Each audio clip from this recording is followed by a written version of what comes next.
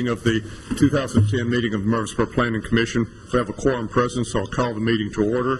First item on the agenda is to approve the minutes of the June 16th, 2010 meeting.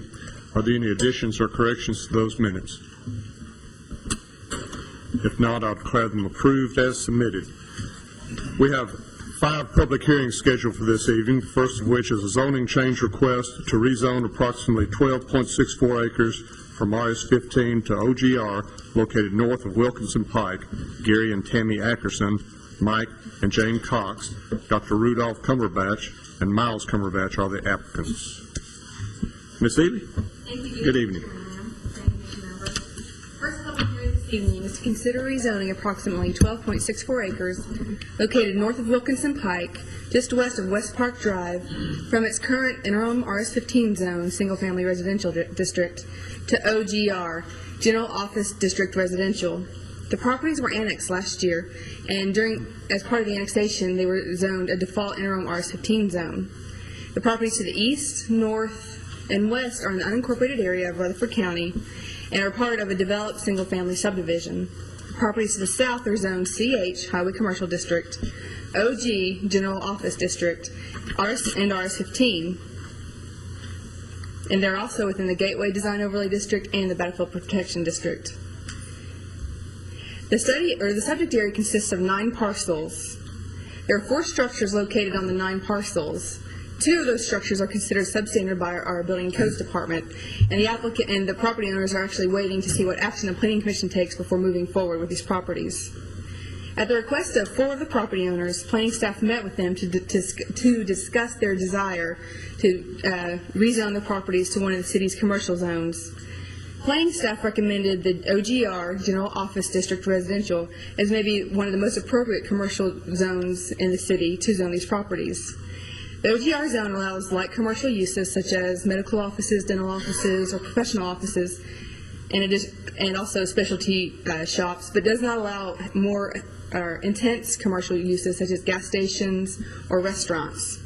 The OGR zone would also afford the property owners an opportunity to build a single-family house back if that was their desire, or to develop it with an office. The OGR zone would also serve as a buffer between the commercial development to the south and the residential development to the north. The maximum height currently permitted in the RS-15 zone is 35 feet. The maximum height permitted in the OGR zone is also 35 feet, so that's not changing at all. So the Planning Commission should conduct a public hearing to consider rezoning these 9 parcels from their RS-15 zone to OGR. The subject of the next public hearing will be to consider including these areas in the Gateway Design Overlay District, but that will not be the subject of this public hearing. This public hearing is to consider zoning these properties to OGR, and staff is available for questions whenever you may have them. Any questions for the staff? Mr. Oidlaw, before we open the public hearing on this, can you briefly talk about, this is a zoning change request, and I know some of the concerns from some of the adjoining property owners in the area is pertaining to drainage. And drainage situations are usually addressed at the site plan approval process, but can you basically talk about that briefly before we open the public hearing? Yes, sir. Actually, the aerial photograph that was shown on the screen a moment ago was taken from the actually was taken May 4th, immediately after the very large rain event that we had on May 1 and May 2. And what we were able to do is to capture information. What we and you can see the water pool at the right there where the cursor is pointing right now, and you can also see it pooled on the far end on the property over at the West Park Drive and Wilkinson Pike. What we do with the site plan review right now, the zoning doesn't matter because zoning is really drainage neutral. Changing the zoning doesn't change the drainage. However, when we do have development occur, particularly if it is a commercial development or if it's more than 5,000 square feet or more of a building, or more than 1 acre, it would come back before the planning commission for planning commission review. If it was just a single-family house on a lot like that, there would be no planning commission review for a building permit for that. But in order to develop an office with that's more than 5,000 square feet or more than 1 acre in size on the site, it does come back before you. The planning commission site plan review does require a very detailed drainage plan. That's a big part of the reason for site plan review. The stormwater regulations that the city have to be addressed in that site plan. They have to demonstrate their compliance with the city's stormwater regulations. That's part of the reason for the site plan review. We want their impact to be neutral. We don't want to increase the problem. We can't always solve all the problems that may already exist, particularly when those problems exist in the unincorporated areas and then come into the city. We can't go always to the source of the problem. However, we can do a good job, and I think we've got a good track record of maintaining a neutral impact. We don't want to cause an additional impact if there's already one out there. So the site plan review would be something that would happen if this were to be rezoned, if this were to be redeveloped. Okay. Any other questions? Okay. Thank you, Ms. Egan. Before I open the public hearing, I'll go over briefly the rules that we conduct our public hearings by. When we open the public hearing, you'll be invited to come to the microphone to speak, state your opinion about the proposal. If you would, please keep your comments to no more than 3 minutes. When you approach the microphone, give your name and address, if you would, for the record. Make all your comments and questions directly to the Planning Commission, and we will be glad to make notes of any questions and try to get the staff to answer them at the conclusion of the public hearing. All that being said, I'll open the public hearing at this time. Ask anybody to come forward that'd like to speak.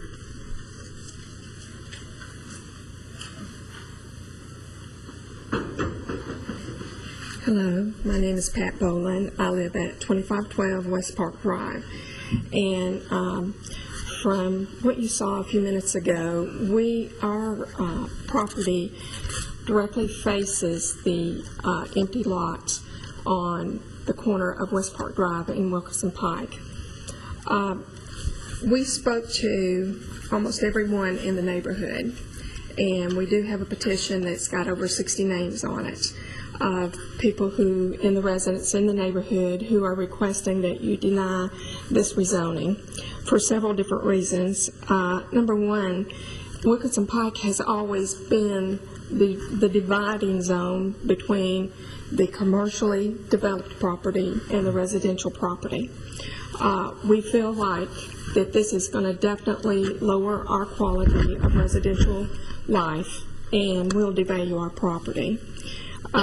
Another serious concern is the Wilkerson Pike buffer.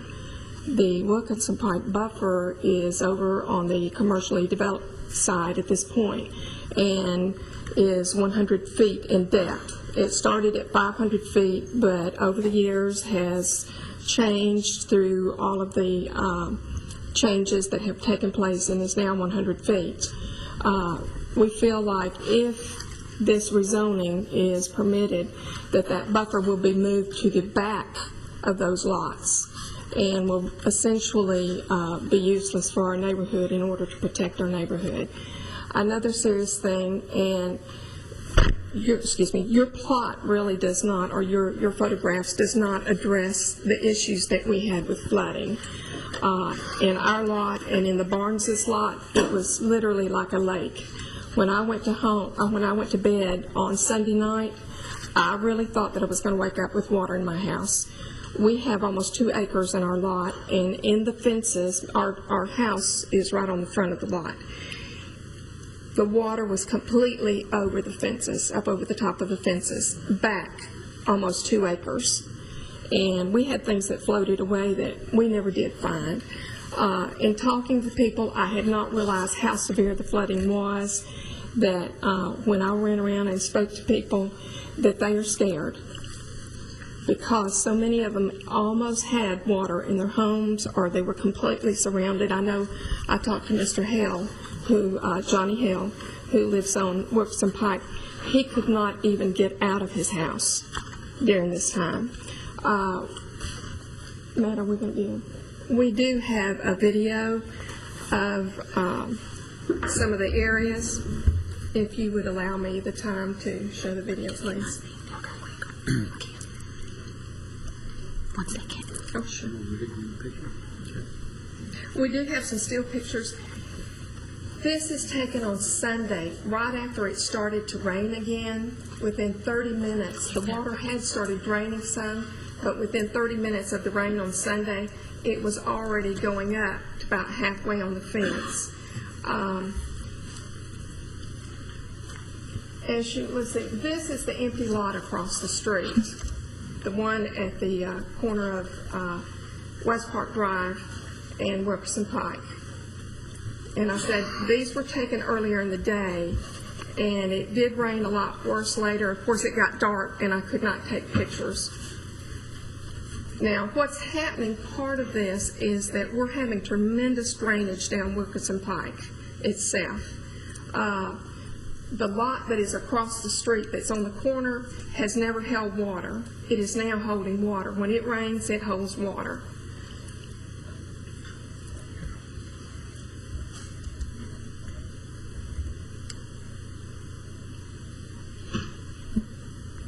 Now, there's the drainage ditch, and by the end of night, the residents that you can see up in the upper right-hand corner, her lot was completely filled.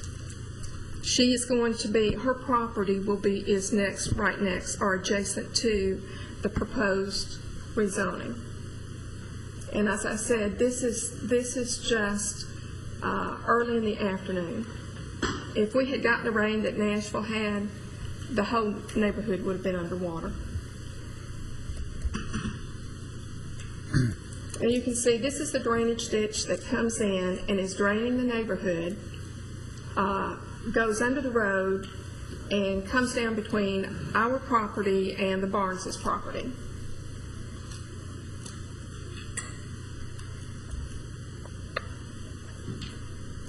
And it doesn't look like it's raining hard, but as you can see, this is early in the afternoon, and you can see that's the top of the fences back there. But by nightfall, it was completely covered in water. I mean, I was scared. I really thought that I was going to wake up and have water in my home. Now, and I can't speak to this. I did speak to the county engineers about the water, and I'll let my husband address this because, and I'm not sure if Eric is here or not because I didn't meet him, but he was going to try, the county engineer was going to try to be here tonight to let you know. He went in and did some really in-depth touring and checking out, and as I said, I'll let my husband address that issue because he talked to him directly. You know, there are 6 property owners that are requesting this, and I have over 60 signatures that are requesting you not to do this. And I'll turn this into you.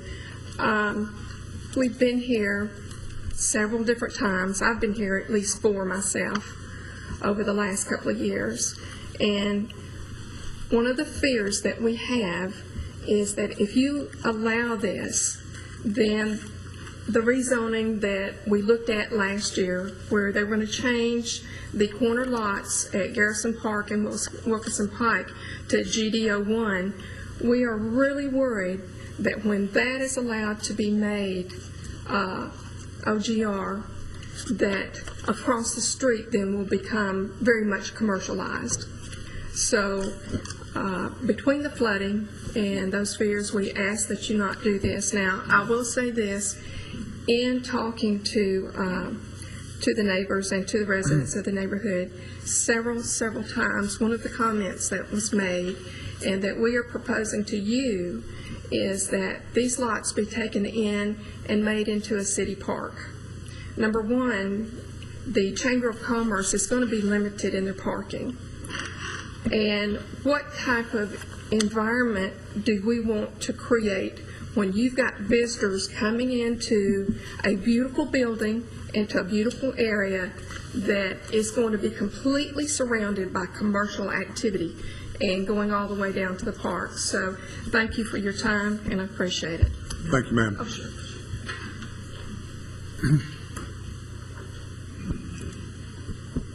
Anybody else?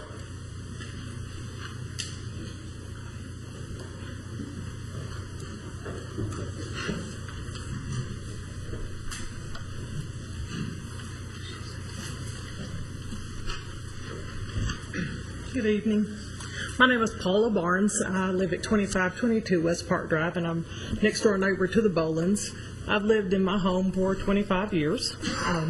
Considered it to be a little piece of heaven in the country, but very close to the city, and I've appreciated that for all these years.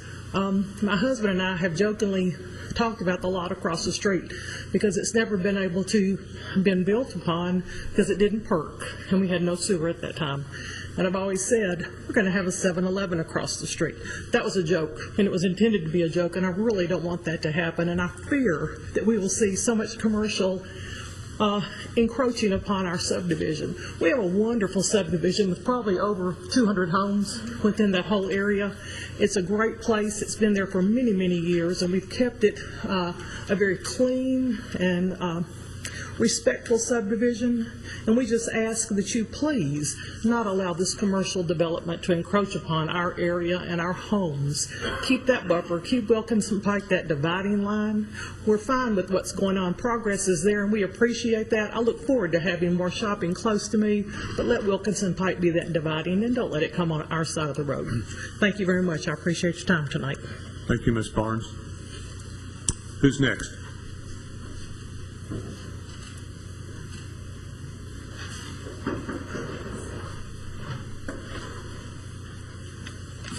I'm Harold Ham, and I live at 2781 Highland Park Drive, and that was my backyard that Joseph was showing everybody about the water holiday.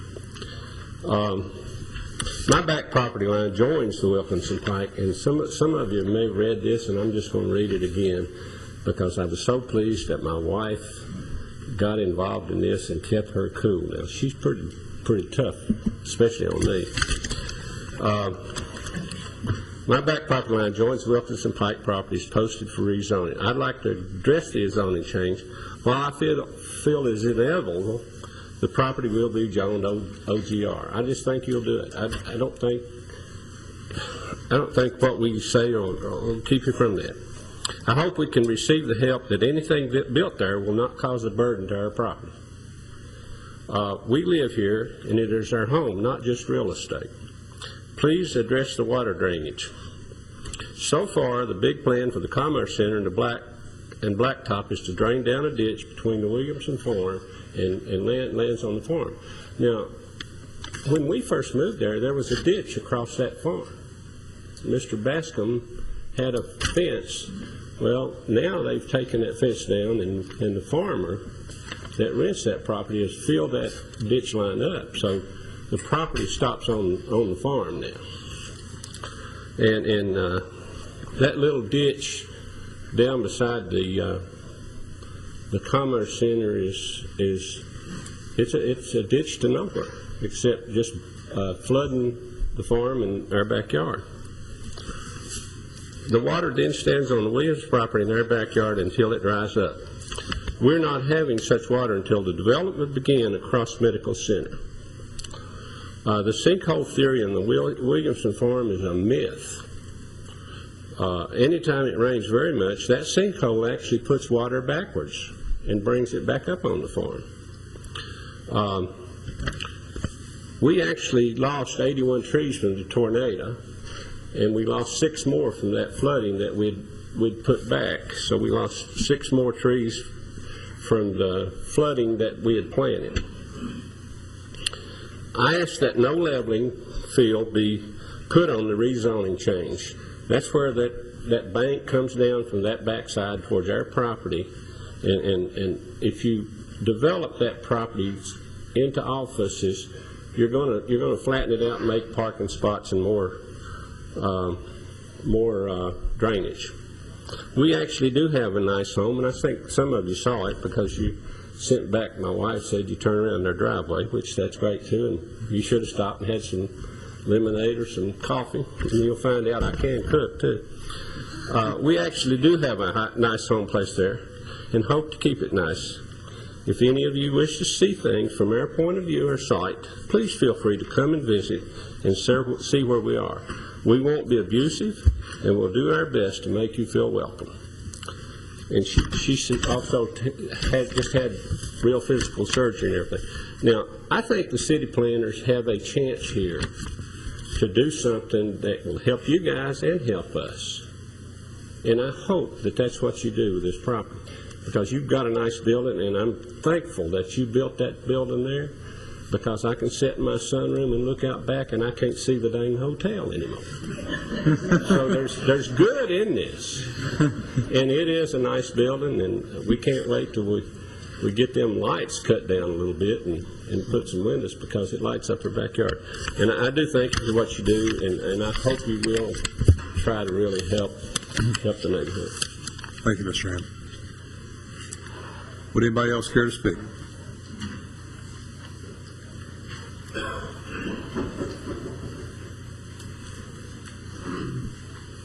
Good evening, Mr. Chairman, members of the Commission. My name is Trey Gooch. I represent this neighborhood on the County Commission. I live at 3917 Manson Pike. During the last several weeks, I've been in the neighborhood talking with different people about other issues, but this was the issue that was coming up consistently. And one of the biggest concerns certainly is the flooding and the drainage part, and I know that that's not something that you would have on your agenda or discuss tonight, and that would certainly come later. But to echo the petition that you have with 60-something names, if there was more time, it's probably 200 names on that petition. And their concern is what Ms. Barnes was saying mainly, is Wilkinson Pike has always been that buffer, that dividing line where you have commercialism on one side and residential on the other. And they know that growth is coming out their way, and most of them have accepted it and embraced it. But they would just like for the neighborhood to remain a residential neighborhood. And I hope that when you look at that you'll know that if you accept this rezoning tonight, that what will happen is commercialism will actually be coming into a neighborhood that's always been residential. And so I hope that you would think about that and consider denying this request and keep that part of Wilkinson Pike and those neighborhoods residential. And thank you very much. Thank you, Mr. Scrooge. Anybody else?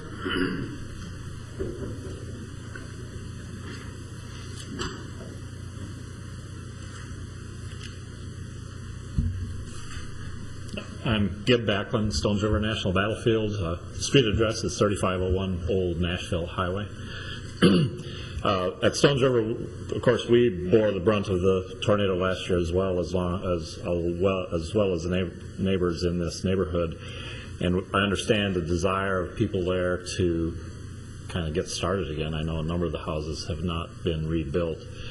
But I think that we believe that retaining the RS-15 zoning in this area would serve the battlefield best and keep the amount of traffic lower than Office General would. Thank you, Mr. Backlund. Would anybody else like to speak?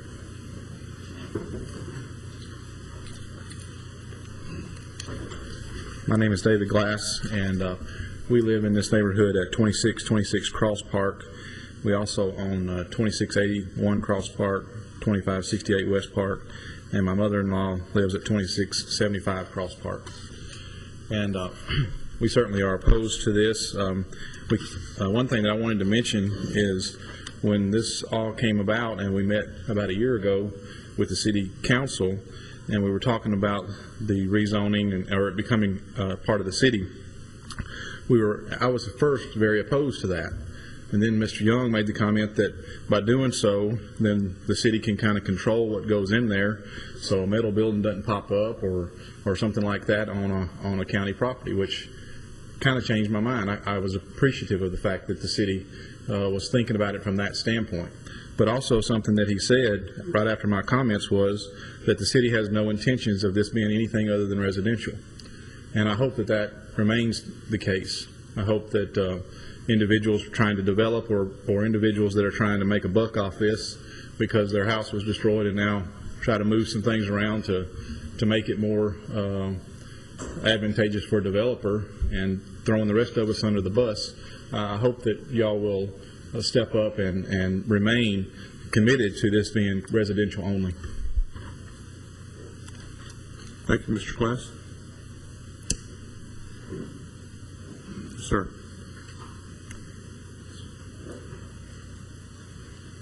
Hello. My name is Preston Bone. I live at 2512 West Park Drive. And I just want to clarify some of the things about the water issues. Where Harold was talking about the water running from pipes, we actually have the film showing that it goes into the field, fills up the field, it goes back towards Asbury area, fills up there, and comes back in the back of the neighborhood again, and comes through. There's a power line that divides the neighborhood that has a drainage ditch all the way down, and it comes back into that and flows back in. I had one of the county people who walked over it yesterday, and he has suggested there should be another drainage ditch put in. We only have one drainage for the neighborhood. He said that it definitely needs another one added in. They would look at doing that, and they would try to improve the one that we have now. But and he said he might be here tonight, but to explain these things. Through those pictures, does anyone have any questions about what I'm speaking about? Or Thank you, Mr. Bowler. Would anybody else care to speak?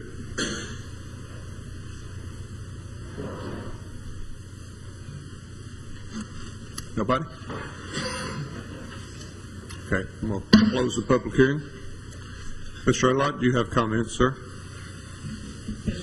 The drainage. I think that our community on May 1st and May 2nd experienced an event that certainly not during my tenure we've experienced. My tenure with the city, and I've been here a little bit over 25 years now. From all indications, the flood in the rivers was less than a 100-year event. That being the flood in Stones River, Sinking Creek, Puckett Creek, and such. However, the flood was more akin to what would be a 500-year event. This is, you know what I mean, it's really all about statistics.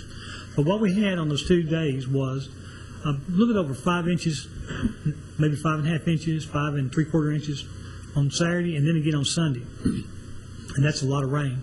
11.5 inches is about a 500-year storm event. That type of rain is going to test any drainage system. It's going to, if we've got problems, they're going to be manifested in those. And I'm not talking about the rivers. I'm talking about the storm drains under streets, the storm drains in parking lots, the storm drains in ditches. All the man-made construction was tested. Very frankly, I was very pleased with what I saw. This is the kind of thing that after being here for 25 years and I see all these subdivisions and plans that I've been involved in, and I saw that for the most part they worked amazingly well considering the magnitude of the drainage. And I think that you could hear the same testimony from our city engineer and environmental engineer, Mr. Huddleston. What I saw in the pictures was not a sign necessarily of failure. From the indications, I didn't hear them saying that they had water all over their houses and under their houses. Now, those are indications of failure. Water in the yards after such a big event is to be expected. From what I understand, and this may be a mistake on my part because I might have interpreted what I've seen wrong, but I understand that there is a drainage easement in the back of the Hams property that was recorded along with the plat when the property was originally subdivided, because it was anticipated that water would pool in the back of Mr. Ham's property. When I examined the plat for that subdivision, and for this subdivision where these lots are, it was very clear that that was the case. Also on the lot on the corner of Wilkinson Pike and West Park Drive, there's a similar easement. That's more than just about the lot perking. It's about stormwater and stormwater standing and having where would it go in these big events. And I would suggest to everybody in the neighborhood they should be very glad that that place is available to hold water, because otherwise it would have had to go somewhere. All the same, whatever happens on the property, it's our responsibility to deal with it from a drainage standpoint. The lots are already created as single-family residences. A single-family house can be built back tomorrow, permits can be obtained, and we won't be able to review it because that's sort of a grandfathered use anyway. If they are no easements to prevent it, and they can get a perk site, which I believe they can, they're entitled to get a permit. Under an alternative zoning of OGR that's recommended, or rather requested, it will require site plan review. It will require engineered site plans. An engineered site plan is really saying that a site plan prepared by a licensed engineer demonstrating compliance with the development regulations would have to be done. And we will force him to address the stormwater. And when the building permit's issued, they'll have to construct it according to plan, so they won't be able to occupy their buildings. That's just the way development is done. I have become aware that Rutherford County is looking into this drainage area. I had word that the county engineer is aware that there's a drainage issue, that he's looking into it. The last gentleman that spoke, Mr. Bowden, I believe he probably is very correct about what he said about the sinkholes on the Williamson property. My experience and my review of them indicate that they do fill up with water, and then they overtop into the next one, and they cascade around. And of course, water doesn't come back where it began, but it kind of wraps around to the north and to the almost to the east, back around to the back of the battlefield. And if you look on the topographic mapping that we have, both the city and the county, you can predict where that water would go. Some time ago, I did take an opportunity to take a look at the development potential for the Williamson property as we were looking at the avenues and seeing the development over there taking place. And I recognized then that there were some very serious drainage issues that would have to be addressed. In fact, I will predict that where it is inside the city, and I hope that whenever it develops, it is inside the city, it's going to require a very big ditch to be constructed to deal with this. It's a very, maybe some very large detention areas. We're talking about a very extensive drainage system will be necessary for there to be any kind of development on that property, particularly of any consequence. So again, this issue is drainage neutral from the zoning standpoint, but it may from a zoning standpoint, but it may impact, the decision may impact how we will look at future developments. Either way, we're going to be watching it, but we will probably have more occasion to be involved with the part that's in the city if it is OGR, quite simply because of the site plan review opportunities we'll have. Bear in mind, these are developed lots in the county. We're not looking at seeing them go back in there and retrofit them with storm drains. Now, something I will add is that when the city looks at widening and improving, rebuilding the Wilkerson Pike, we're probably going to be doing a very extensive drainage system in that. Hopefully it can help the situation a little bit. Now I want to move on to another issue. Ms. Boland made an incorrect statement about the Wilkerson Pike buffer. The Wilkerson Pike buffer has never been 500 feet. It never was 500 feet.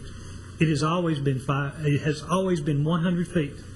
From the day it was envisioned and begun, the Wilkerson Pike buffer has never been anything but 100 feet. It has never been reduced in size. It has never been reduced in its application. It's never been changed since its adoption.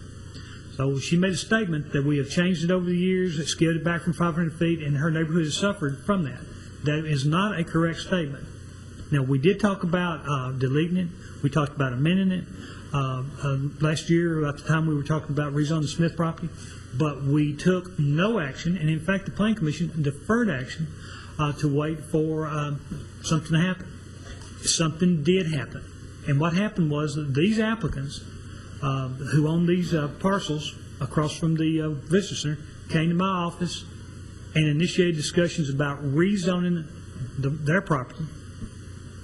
At about the same time I was coming back to you on the Wilkerson Pike buffer. We felt before we addressed the Wilkerson Pike buffer, we wanted to see what is it we're going to do with these lots. So this issue came back to you as a result of the applicants, the property owners, asking us to study it.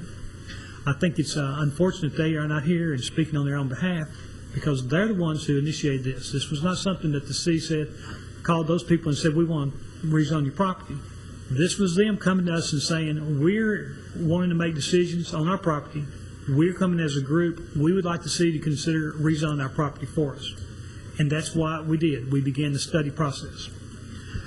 I didn't see a whole lot of other questions, although one more question about the idea of this being a city park. I think that'd be very delightful, but I'm not sure that there's any way that I could see that happening anytime soon.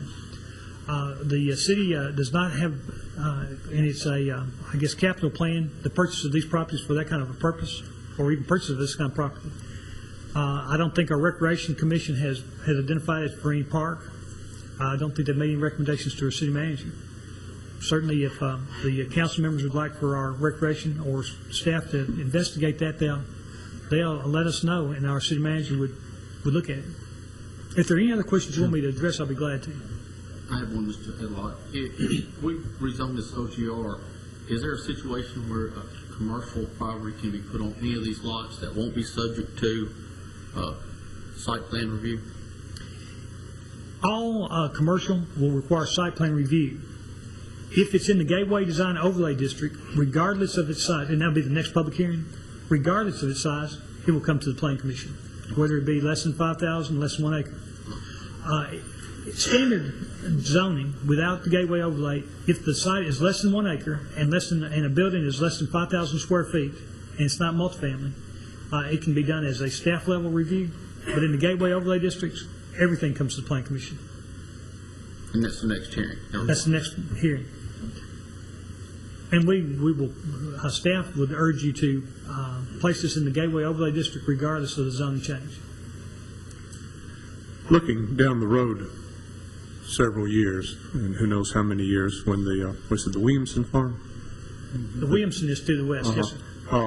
Whenever that large tract does develop, it will probably develop in the city, I would presume, for the availability of sewer.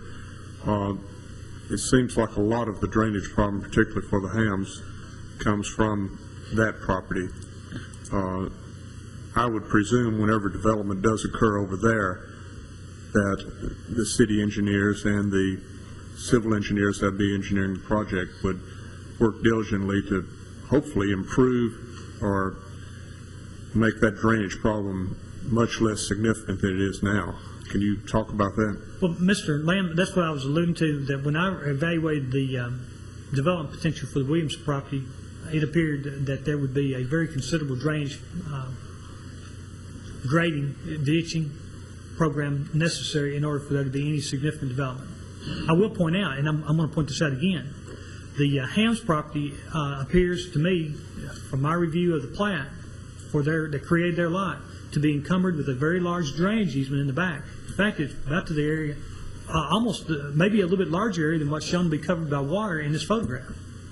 And I did a double take when I saw that. It was like, did I see that right? So unless there was some release of that drainage easement by the developer after the plat was recorded, it probably exists today. That was so the Hams and also the neighboring property appeared to have bargained for a easement on their property to allow stormwater to pool. They're very, very frank about it. Now, unless it was released, that's what the record shows when I reviewed it, trying to take a look at that. And again, I was very surprised to find it out. Even so, we would want to see the water levels reduced. We don't want to see anybody that's going to be impacted by standing water. Standing water has other problems, not just for the person who owns the property. It will be a place that breeds mosquitoes. It can become a place that has odors. It can be a cause of a septic tank failure, which will result in a health issue. So even though there may be a drainage easement there, that doesn't mean we want to continue to see water stand on the property. If we see development on the Williamson property, I will assure you we're going to be looking to some way to improve the drainage conditions in that area. Mr. Halliburton, did you have a question? Your question was very much in line with mine. That's quite all right. And just to follow up, I'm assuming that you know, Mr. Headlock, you know of no plans with respect to that Williamson property and how it would be developed. I have had no conversations with any of the owners of that property in the last 2 or 3 years. Several years ago, I had some very broad, long-term discussions. A lot of it centers around nothing's going to happen until Mother passes. And Mother is still very much alive and very much well. Thank you. Mr. Headlock, how much acres does the Williams farm consist of? There's a couple of different tracts that are involved, accumulating to a little bit over 200 acres.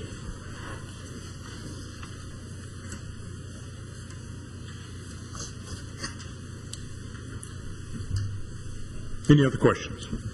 Mr. Headlock, you mentioned a second ago that you had spoken with the county engineering department about. I didn't. I heard this through our environmental engineer, Mr. Sam Huddleston. I think he's had some communication with the county. Can you tell us again what your understanding of that discussion is? My understanding is that the county is taking a look at the drainage system in this county subdivision and the system, and they're aware of the photographs, I believe, that actually were shown to us, the videos, and that they're going to investigate if there's any opportunities for their public works department to do some drainage improvements. That's my understanding. Something else I want to get some in, and I almost failed to do it. Please, anybody with photographs in this video, if they get it to our engineering department, even though it may not be in the city, please do. It will help us log it in and be aware of it. We've got information, but we may not have the same photographs, and this will help us as we study it now or in the future, or as we discuss with the county on how to address this situation. Is that information, once the county looks at that will be helpful in determining how this property develops as far as drainage issues are concerned, or not? I think that what I understand from talking to Mr. Huddleston, I have the impression it may have a bearing on the very easternmost lot, but not the ones in between. That easternmost lot is the one that's already, I think, encumbered by a drainage situation anyway. And it certainly pooled water in this photograph that I've got, and that was included in your agenda. And as far as these lots that we're looking at tonight, the pros and the cons of doing zoning, it's being requested versus requiring them to be brought in as planned developments. Can you help us address that? Planned developments work best where you have a plan that's ready to be implemented. When you know what you want to do and you're prepared to do it, you can design around that proposed idea, that proposed use of your land. When you don't have a planned development doesn't work. If you're simply wanting to market your property, seek someone to buy it, a planned development does not work very well because the new buyer will want to do something different invariably. He may have a different architect, a different engineer, a different idea for how he would use the property. So this property, as it sits right now, is not a good candidate for the immediate. If, however, someone were willing to bank the land and look for something more intense than Office General, that may be a different situation. Planned development, and I'm going to add something else that may be a little new twist on the planned development discussion. Planned development seem to work best when the economy is robust and vibrant, when things are happening and things are going on and people are ready to do things, and you can get a loan for property. When the economy is slow, and this seems to be nationwide in other communities as well, the planned development approach does not work very well when the economy is working slow. And that's where we find ourselves today, and that's where those property owners find themselves. I guess where I'm torn a little bit at tonight is that I think, having looked at the property, I think what's being requested could work out there, and what the applicants are requesting is basically the same sort of consideration that was given to other properties around them that have developed. At the same time, the folks that are here tonight are simply asking for the same consideration that these very same applicants were asking for when the property around them has come up to be developed. Ms. Jones. Just a question and a comment. Just to confirm again, the properties that we're talking about, of course, everything to do with the drainage that we're discussing isn't really affected at all, whether this is RS-15 or OGR. That doesn't. The drainage is not going to change if it's RS-15 or if we rezone it to OGR. That's right. The zoning is drainage neutral. It will happen when there's site plans that come in.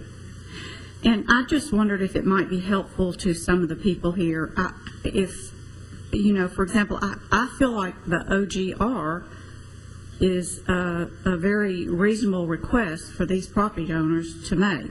I mean, their request, and I'm sure many of the other people in the neighborhood have put themselves in the same position as these 9 property owners, in that if that was their house that was totally knocked down, or large percentage is now gone because of the tornado, would they rebuild right here or would they rebuild somewhere else? And I'm sure it sounds like these people are all saying they'd be wanting to rebuild right here as RS-15, just like it is. But I'm guessing the people that are requesting this rezoning obviously don't feel like they want to do that, and they want to do something different. And the OGR seemed to have been a very reasonable request.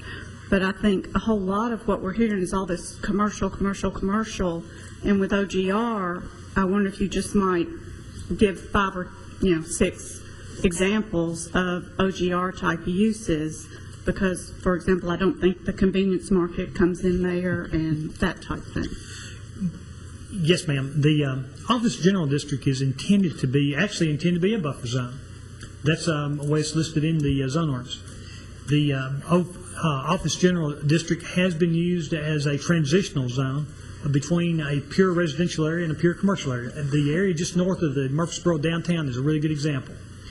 You will go through there and you're not always aware just where the boundaries are when you drive through. The Office General District, the best use, the most pronounced use is office. It allows all types of offices that are operated indoors. It does not allow something that goes outdoors with the use. An example, a real estate office is a indoor office where the activities are conducted inside. It's a use that's permitted in Office General District. But a contractor's office where they store construction equipment, pipes, that office would not be permitted because it's a different thing. It's not conducted indoors. The Office General District has additional uses or limitations that prohibit the outdoor activities of that nature. The Office General will allow something like a specialty shop, like a very narrow line of merchandise. And we see that sometime in medical areas where we have something like prosthetic limbs or oxygen tanks or walkers, crutches, those sort of things that are sold. That's a very limited line of specialty merchandise. So we may see that there in a Office General District, as well as a commercial medical district. The Office General District will allow something like a flower and plant store. It will allow a book and card shop. It will allow an antique store. We recently made some amendments that actually made some similarities to the medical district that will allow these uses. The Office General District will also allow residential uses. It will allow a single-family home. It will allow a two-family home, a three-family home, a four-family home. However, those uses have to have sanitary sewer available to them. It also has some density limitations, but that goes with the Office General District. The district will not allow an apartment complex. It does not allow a 5-unit structure to be built. The Office General District has in the past been relatively small areas. We don't usually see it as a very large area because generally it's a transitional buffer type use. And there is still regular buffer requirements between an OGR and residential? Yes, ma'am. Off the cuff, I believe there would be a Type B buffer. It's not a Type C, which is more elaborate and more stringent. And that, in large part, that's because generally the type of activities in the Office General Zone are workday type activities. Since you don't have drive-through windows and restaurant uses, you don't have the extended hours of operation. You might have someone come into the office on Saturday, but it's generally more limited to your ordinary work week and work days, because that's usually the way offices conduct themselves. The specialty shops, generally, they're not a weekend type use. They don't have the extended hours. Mr. Alott, if this is zoned Office General Residential and included in the gateway area, just what is based on your experience, how do you foresee this area developing if it is developed under these guidelines? What type of businesses are you talking about there? That's going to be a proposition that is going to be interesting. I believe that we will see some medical offices. I see that in part because the cost of the medical offices near the hospital is probably going to be fairly significant, and this may be another alternative.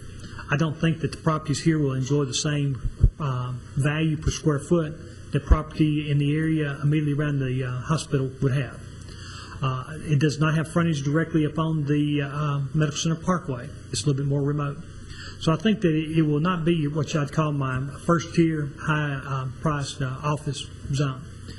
All the same, I think it will allow for some medical offices, the dentists, pediatricians, something akin to the Dow Street area. I may have an opportunity to do very good here. I think also it would allow a good place for something that may desire a very central location in the community. I think it would be an excellent place for a real estate office although it may not front directly on the Medical Center Parkway, it would be the kind of place that people come in to seek information in the community, the Welcome Center, to be able to go right next door and say, hey, this is a place to find out more about the community. So I think that would be available. I think an insurance office could also be a very viable use on these properties. We've seen some of those type uses along Highway 96 in the area across from the Franklin Road Baptist Church. That's not your first flight top of the line commercial property either, nor is the office. But at the same time, you can see that type of use.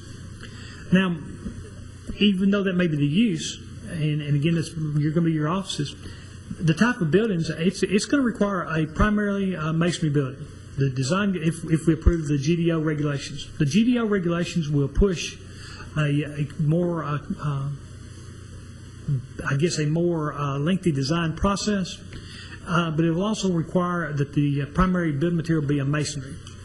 The corrugated metal siding will not be permitted unless it is a very private part of the property, maybe an area around a heat and air unit or something of that nature, but it just won't exist on something this small because they just don't have the ability to have a loading dock. And typically that's where you'd see that type of material. We may see a stucco combination with the masonry. And a good point in case is that even the Subway shop across Medical Center Parkway has an upgraded appearance from any other one you see in our community. And that's an example of what the Gateway Overlay District pushes people into doing. It pushes into putting more brick, more stone, a more interesting building facade, and a better landscaping package. And that's what would happen if regardless of what type of office it were. Okay. Mr. Schwartz. Mr. Aguilar, that the 9 lots that are in question, what is the slope differential, I guess, between those lots? Okay, I'm gonna ask you to find, if you look on the this illustration right here, take a look at this one right here. I'm going to show you something that may help you to understand a little bit about the property. If you will look at the word Highland Park on the north side of the illustration, you see the H in Highland? Yes. Follow that lot line down to where it reaches the red line. That would be to right about here. All right. That's sort of the low point on the west side of the property. At that point, the property drains to the west. The Highland Park is almost the same height as Wilson Pike. Maybe a little bit lower, but almost the same height as Wilson Pike directly across. So there's a natural area that slopes down. But the area from that lot line where it meets the red line there, it drains toward the west. On the other side, it drains towards the east, and that would go back towards this area here. So roughly from the H down to there, this part drains this way, and this part drains this way. These lots here all funnel into that and drain there. Now the difference in elevation, in the very back of the Hams property, it's roughly about 10, 12 feet lower than Wilson Pike back there. And I may be a little bit off on that because I'm going off the cuff from my recollection. And then about the same from the other direction. The drop is more pronounced behind the Hams and behind the Cumberbatch's property than it is to the east end, where it seems like it's a little bit more gentle back over there to the east. Okay. That's what I mean. Okay. Any other questions?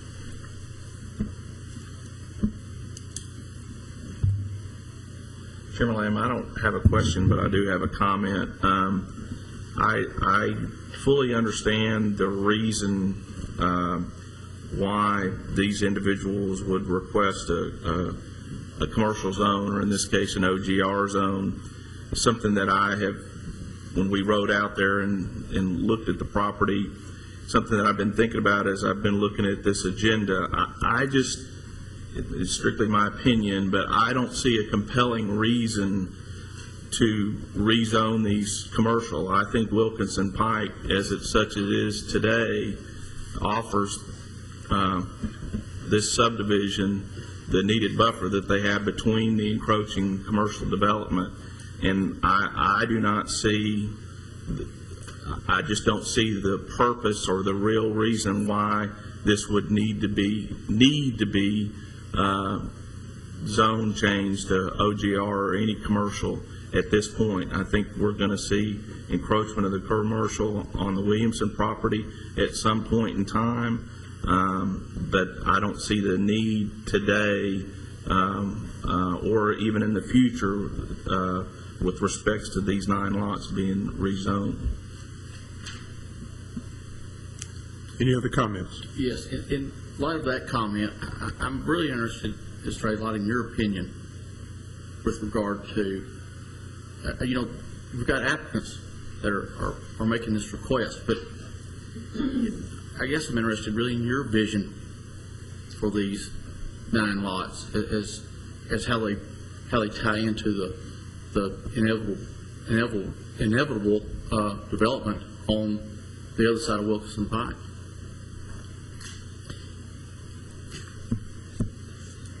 My belief is that the tornadoes sort of changed the whole dynamics here. One of my concerns was, and this was I hope it was very well vocalized when we talked about the annexation, was that with the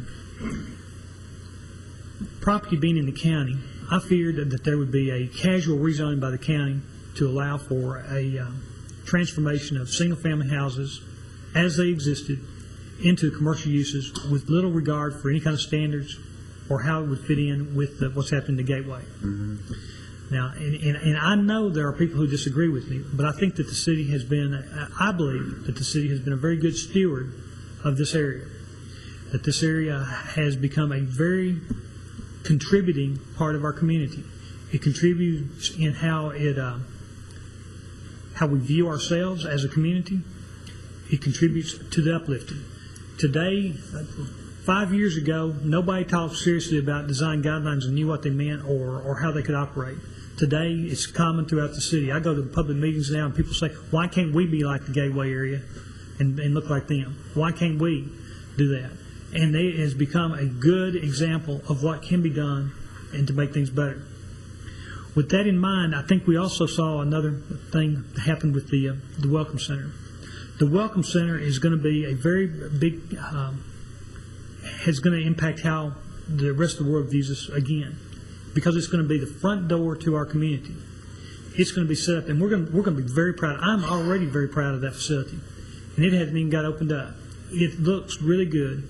It's big, and it gives the room. It's going to help to be something that's going to be a very driving force in our community in the future. I believe that it should be framed with land uses that are more in harmony with it. Not that a single-family house is inherently out of harmony with that mission of that organization, but I don't think it promotes that image as well as as well-designed offices. And the Gateway Overlay District is going to push well-designed offices.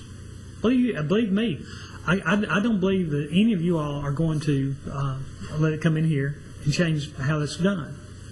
Certainly not while my staff is employed here. We've got a lot invested in the Gateway Overlay District. So I believe that the area that frames the visitor center, and particularly those lots that are to the to the west of where Gresham Park Drive intersects, should be something that's of a compatible type of land use. Now, a surprise for everybody. I'm going to just surprise everybody. Nobody ever saw this coming. And I say that with a little bit of sarcasm. Someday Wilkinson Pike is going to extend on. And what's going to happen in Wilkinson Pike is not going to remain a dead-end street. It will extend on over into the Williamson property, and it will intersect with Gresham, Asbury Lane, over there near the Conference Center Boulevard. And that's what it's going to do. And that's going to change this area. And I want very much for that to happen because it will be a big improvement to how Asbury Lane performs. You all know that Asbury Lane, there's people who want a traffic signal up there, and to signalize it would be a very big problem for everybody else that uses that street. So Wilkinson Pike will someday extend on. It will happen when development occurs on the Williamson property. But that will reinforce what's going to happen in that area. It will change it again. It's my belief that this area, particularly the western part of this area, perhaps the eastern part is not as important, but the western part probably should be some non-residential zones so that the powers that will shape the development in the future, which will be in large part the private enterprise, will help to obtain that type of land use. I just in my heart do not think that a single-family use is the best use in close proximity to the visitor center. I think that would be setting the stage for someone to be unhappy on the residential side of that equation. And we have the opportunity to fix that now. Mr. Chairman, Mr. Adelot, are the 6 property owners that are actually made this request, are they the 6 westernmost property owners? Yes, ma'am. All 6, just, so there's 3 closest to West Park that are not, didn't actually join in on the request. That is correct. We added them because we felt that we just study that whole string with the idea that we would study large and recommend appropriately, which may be all, it may be some, it may be none. And it also appears that those houses are pretty much intact, the ones to the east, I guess. They are. In fact, I think the 2 on the east end are actually occupied now. The foremost lot at Wilkinson Pike and West Park, you can't build on that one, correct? Not the way it currently exists, and not with the current encumbrances upon it. Even with sanitary sewer, I don't think it could.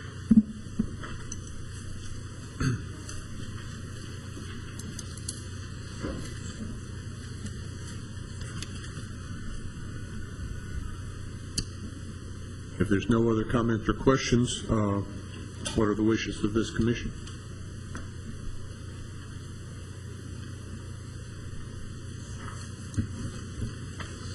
Well, I'd just like to throw out and ask everybody to think about what about just the 6 that have requested it? Is there any, we can do that, just take part of it, correct? Yes, ma'am. You have the ability to recommend some or all.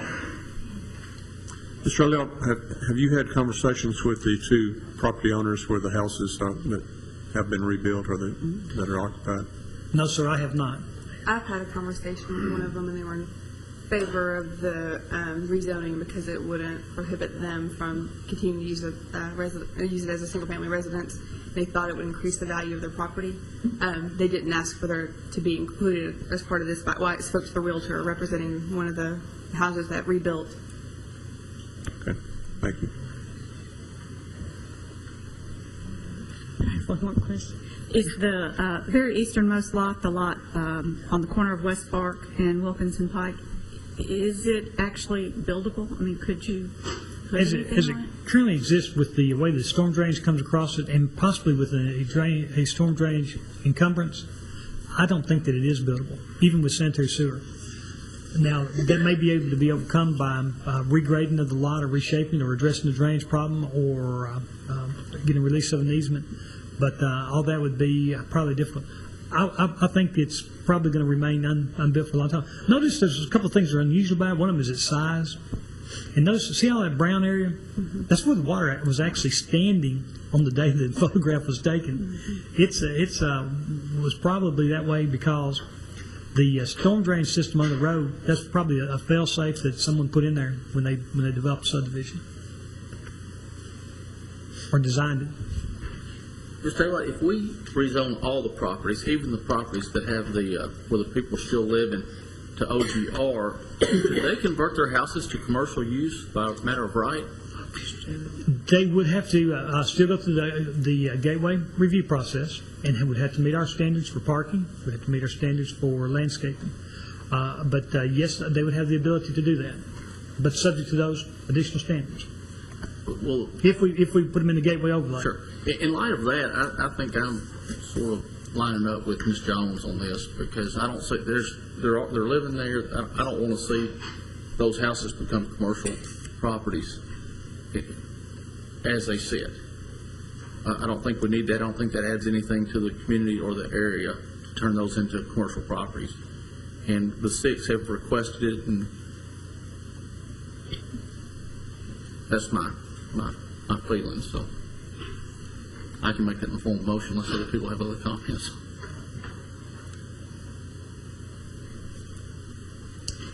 If you'd like to make a motion, the floor is open, sir. Well, I would move that we approve the zoning request only for the properties from the 6 applicants that made the request, but not the remaining 3 parcels to the east. The 6 westernmost parcels. Yes. I would second that motion.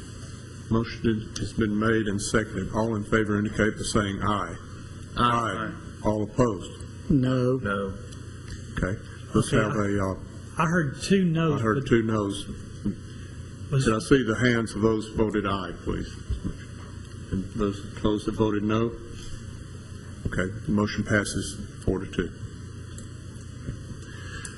Okay, we'll move on to the next public hearing then. Next public hearing will be a zoning change request to zone approximately 12.64 acres Gateway Design Overlay 2, that's GDO 2, for property located north of Wilkinson Pike. The planning staff is applicant. Proceed. Aye. Second public hearing this evening is to consider rezoning, or not rezoning, but including the 9 parcels we previously discussed in Gateway Design Overlay District.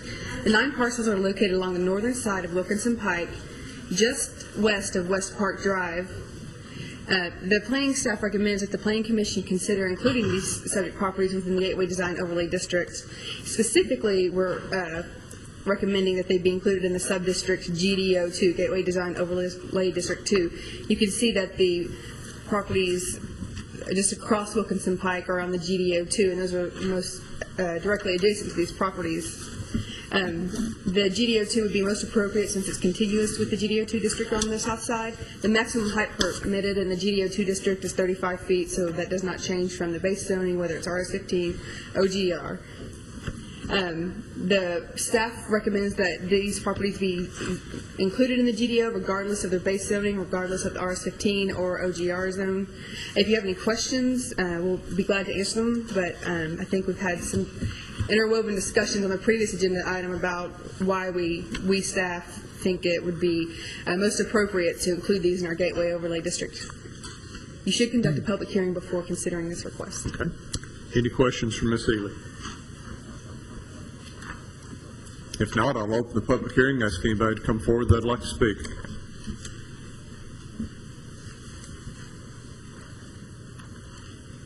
Anybody at all? Seeing no one come forward, I'll close the public hearing. Any questions or comments from members of the Planning Commission? Ms. Jones. Go ahead. I just wanted to clarify, you said it does, the 3 remaining parcels can still be zoned. That's right. GDO2. You can do all 9. And so what happens to the 3 parcels on the right that come GDO2 as a residential? It won't affect the properties as they exist. If they were to redevelop for some reason, they would have to go through the GDO review process. I know there are some uses, institutional uses, that are also allowed in the R15 zone. Group assemblies like churches are, daycares are, and those aren't strictly residential uses. But if there were any changes, they would absolutely have to go through that review process. Thank you, Ms. Jones. Any other questions? Could you clarify that for me? You're saying there's some non-conforming uses that might could go in there that we could regulate with the GDO2 overlay? I was just strictly stating that single-family houses aren't the only permitted use in the RS15 district. Okay. Some uses can get special use permits from the Board of Zoning Appeals. I said non-conforming use. I guess I meant if they would conform to the current zone, they would just be required to be developed, what we call a nicer development. Well, just my comment is I probably wouldn't have voted for the first if I knew that I wasn't going to vote for the GDO2 coming up following. So I want to make the motion that we approve the rezoning request for all properties to GDO2. Second motion. Motion's made and seconded. All in favor say aye. Aye. All opposed? Motion carries.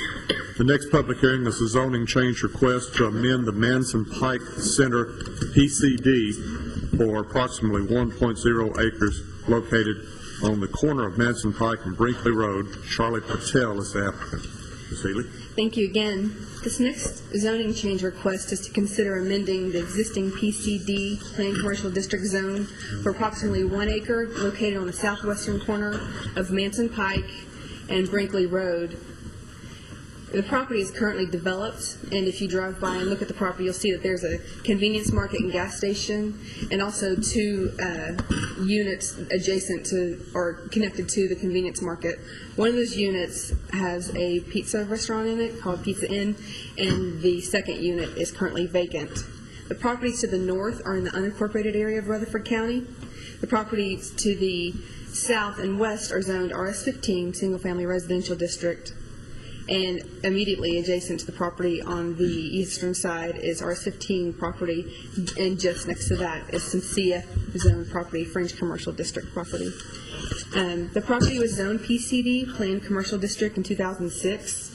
At the public hearing held at the City Council level, the applicant actually requested to amend the proposed PCD and remove liquor store as a permitted use. That decision by the property owner to remove liquor store as a permitted use was a result from comments made during the public hearing by an adjacent property owner who stated that he didn't want that use. Since that time, I think the property owner has reconsidered and would like for you to consider amending the PCD zone to amend the uses permitted in this area to add a liquor store as a permitted use. So to do that would require amending the zoning, which is the legislative action. It requires a public hearing and your approval, and of course City Council's approval. So you should conduct a public hearing to consider amending the PCD zone to add a liquor store as a permitted use in this area. Do you have any questions? Chairman, I have one question. You say the property owner has reconsidered. You mean the one who owns the lot, not the neighbor who didn't want it to start with, correct?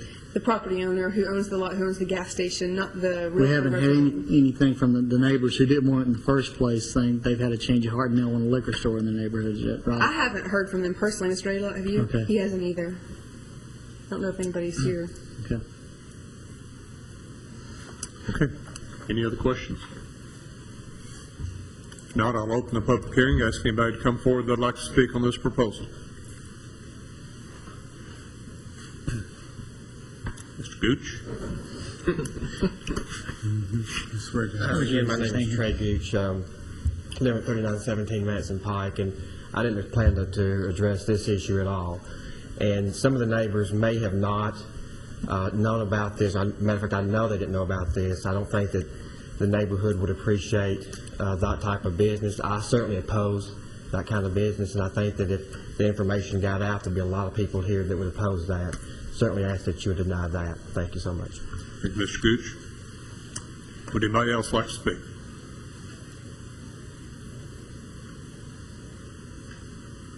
Seeing nobody coming forward, I'll close the public hearing. Any questions? Chairman Lamb, just a few comments. I don't necessarily oppose at all the type of business that's being requested, but what I do have a problem with is when we dealt with this at the Planning Commission and the Council before, the applicant willingly removed this use to help satisfy requests of neighbors, and nothing has changed in that regard. And so my thought is this: we should stick by the original plan that was approved and deny this.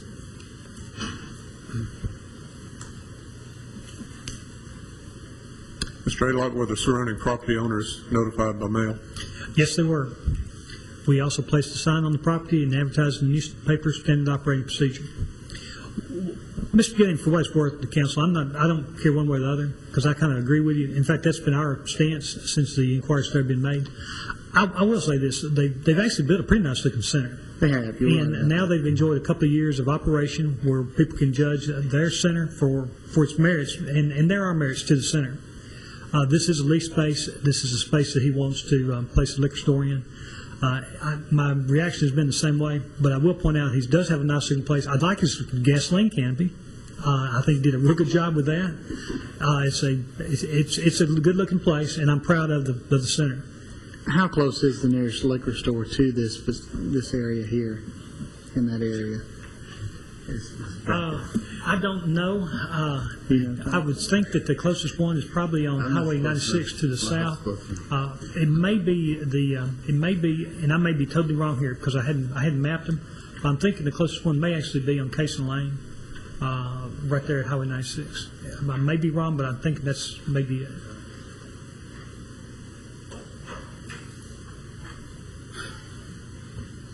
Is there a store like that in the public shopping center that's on Franklin Highway? From what I remember, I believe there is a liquor store in the public. So there's one in the Cason Lane area and then one in the public center on 96 as well. Nobody wants to admit they know where one is. I don't really are in other parts of town. There is one across from City Hall. Ms. Amy, thank you for looking at it. You're welcome. Mr. Chairman, I kind of agree with Mr. Gilly, and I think if Mr. Gooch has been here to speak on behalf of the people in his area, and he lives out there and feels like they would have been here had they known anything about it, it's kind of like we're just kind of going back on our word just because nobody's here to say anything about it, and I wouldn't feel good. I agree with that. I think you summed that up very well, Ms. Jones. And the other point I was getting into is I don't think that there's a lack of fulfillment of a need for this type of store in that area as it is, and it does seem like we're going back on our word if we do that. So I would move we deny the request. And I would second the motion. All in favor, say aye. Aye. All opposed? Motion carries. The next public hearing is a zoning ordinance amendment concerning the specialty restaurants, i.e. tea rooms, coffee houses, etc. Planning staff is applicant. Ms. Eva. Thank you again, Chairman Lamb and Planning Commission members. This next public hearing is to consider zoning ordinance amendments, and they're a result of the May 5th, 2010 public hearings that Planning Commission held regarding the medical zones. During that public hearing in May, you did direct staff to conduct some research, investigate, and report to you how tea houses could appropriately be regulated in the city of Murfreesboro. The planning staff prepared some recommended zoning ordinance amendments that would enable this use, and we've included those in your staff comments. In the amendments that you have, the changes, I'll just go through the changes. First of all, the proposed amendments define some terms, and the terms defined are coffee house, also a coffee, food, or beverage kiosk, a coffee shop, a donut shop, an ice cream shop, a restaurant, specialty restaurant, and a tea house. And also, the next change would be that staff recommended adding 2 additional uses in our uses permitted chart found in the back of the zoning ordinance, and that's where you can go and find every use that the city has listed and what zoning districts is permitted under. And the uses that would be added to that chart are coffee, food, or beverage kiosk, and restaurant specialty. We also propose to eliminate 2 of the uses, donut shop and ice cream shop, because those would fall under the specialty restaurant category. So rather than being redundant and listing specific uses that really just are versions of specialty restaurants, we opted just to remove that verbiage from the zoning ordinance. Also, the amendments allow, they define 2 different types of specialty restaurants, basically one with drive-through service and one without. The specialty restaurants without drive-through service would be permitted in the CLCF, CH, Central Business District, Heavy Industrial, and Light Industrial Zone districts. The specialty restaurants without a drive-through service would also be permitted by a special use permit granted from the Board of Zoning Appeals in the OGR, OG, CM, CMR, and CMRS 8 zones. The coffee, food, or beverage kiosk, which essentially is a standalone building where I think maybe some of you have had, there's no going in to order your food, but you just drive through and order your food. We're proposing to only allow those in the CL, CF, CH, HI, and LI zoning districts. There are also some standards that we've included, special use standards for the specialty restaurants that would be permitted by a special use permit, and those, of course, are available for your review. And additionally, at the public hearing on May 5th, there was some expressed interest in allowing a tea house with our bed and breakfast uses. So there's some language in there that would allow a specialty restaurant, a tea house, as an accessory use to the bed and breakfast.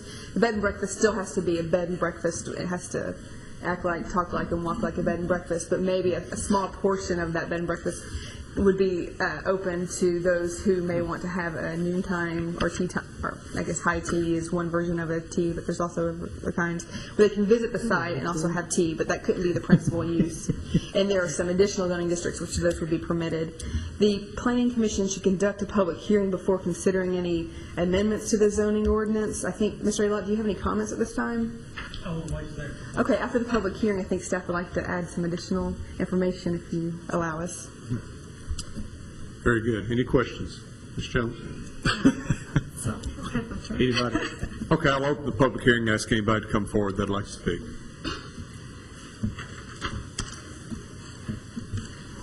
Seeing nobody come forward, I'll close the public hearing. Mr. Adelot? I think I like the amendments, what we're trying to do. I guess maybe it's because of pride of authorship. Even so, as I've worked on the amendments, first of all, I want to find out, I'm going to make a recommendation on a course of action, but I want to find out from you all, do y'all have any questions? Just the use of a tea house as an accessory use to a bed and breakfast. So, is that, I mean, couldn't you always get tea at a bed and breakfast if you wanted to?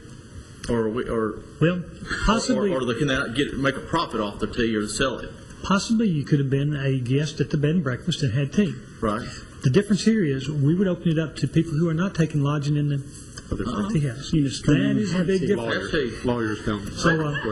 Mr. You don't have to check in for the night. But as an accessory use.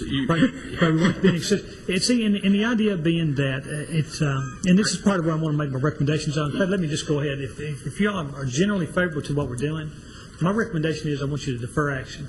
Because during the time that this was available for public review, some inquiries were made. I reread the work that Ms. Ely and I put into it. I had an epiphany on how to improve upon it a little bit, and also to address the tea house part of it. What we want is to be able to have a bed and breakfast, particularly a bed and breakfast inn, which is larger and more involved. And one of the things about a bed and breakfast that we want is we want people to be successful with a bed and breakfast. And for those of y'all who have visited those, you'll find out from the people who operate them, they do a lot of work, and they're often well, they're a timeout for the guest in most cases. That's where they're intended to be special. But there's times of day when the place is not very active that the owner could be doing something to maybe increase the ability of it to succeed. And the idea of high tea, as Ms. Edie called it, is actually a very good way to supplement. In our research, we find out that that's very common in bed and breakfast in other communities where they do allow that. So we won't allow the idea. We don't want you filling a full course meal where you're going to have your wine and your steak and your vegetables and salad and soup and all that. But the idea is for you to have the high tea with crumpets or tarts or whatever it is that they eat along with it. It's a great. So that sometime during the day, Mr. Wilson, while you're kind of fed up with practicing law, you want time out. Just mosey on down. Mosey on down there, and sometime between 10 o'clock and 3 o'clock. And it's all right as long as it's an accessory use. That's right. So what I'm going to do is I want you to, unless you see some real big problems, I want to make some drafting changes, and I want to put some more limitations on the time frame. It occurred to me that in order to keep the specialty restaurant part from becoming too big, like someone might start doing a full service breakfast to everybody. You might decide to have breakfast every morning down there at the bed and breakfast. I don't think we want to start that. We want it to be. We don't want it to become another city cafe. We want city cafe to stay on the square. But in the residential zone, the idea of the high tea, which would probably be very low impact specialty restaurant. I want to add some drafting. I want to bring it back to you before we go to council. My expectation after discussing with the legal department of what's on my mind, it wouldn't require another public hearing unless you all said, hey, this changes the whole thing for us. When you see the draft, I think you're going to agree that this is very similar. It's just another way of saying what we're doing here, and adding just a little bit more limitation on that tea house approach. Okay. If there's no other questions, we're ready for a motion. And actually, I'm asking you to defer action so that I can do it, and I'll have it back at the next meeting. It won't be long. Mr. Chairman, if there are no further questions, I recommend deferral. Second. Motion's made and seconded. All in favor say aye. Aye. All opposed. Motion carries. And just as far, and Mr. Clark, that was the expectation of bringing back the redrafted and consistent with my discussion with you tonight. That's correct. Okay. The fifth and final public hearing for the evening will be concerning the Gateway Streetscape Master Plan amendments and updates. Planning staff is the applicant, and we have Ms. Logan. Yes, sir. Thank you, Chairman Lamb and members of the Planning Commission. Good evening.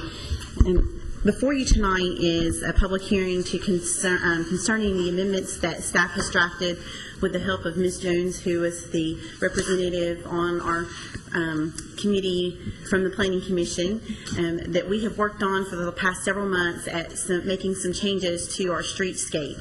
What precipitated this event was, as we are moving forward, the City of Murfreesboro has invested over $9 million on the realignment of Manson Pike and Fortress Boulevard. And if you go out there today, you can see the progress that's being made on that roadway. It will be open sometime next year. In terms of looking at our streetscape plan and how that related to that new roadway, and then also reevaluating for our existing roadways in town, we took a look at our Gateway Streetscape plan and are bringing before you tonight some modifications. The modifications that are before you, you have had an opportunity to review previously during our meetings that we've had to discuss the issue. And really, there's not that many. We have been through some of the items and looked at what we feel really works for the area. And I want to make sure that the public out there knows tonight that we don't feel like any of the changes will diminish anything that the city has worked so hard to accomplish in that area. That gateway is my, pride and joy of why I love this job so much, is one of the reasons. And so I don't think that we would do anything that would diminish that area.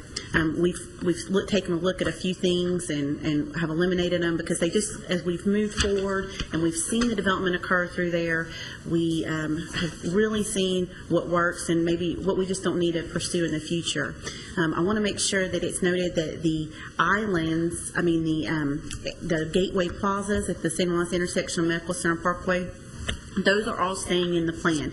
None of that is being removed. We are moving a few of the wayfinding signage with the stone pedestals because the city has since had another wayfinding signage program that was already installed, and so we kind of felt like that would have been redundant and not necessarily needed at this time.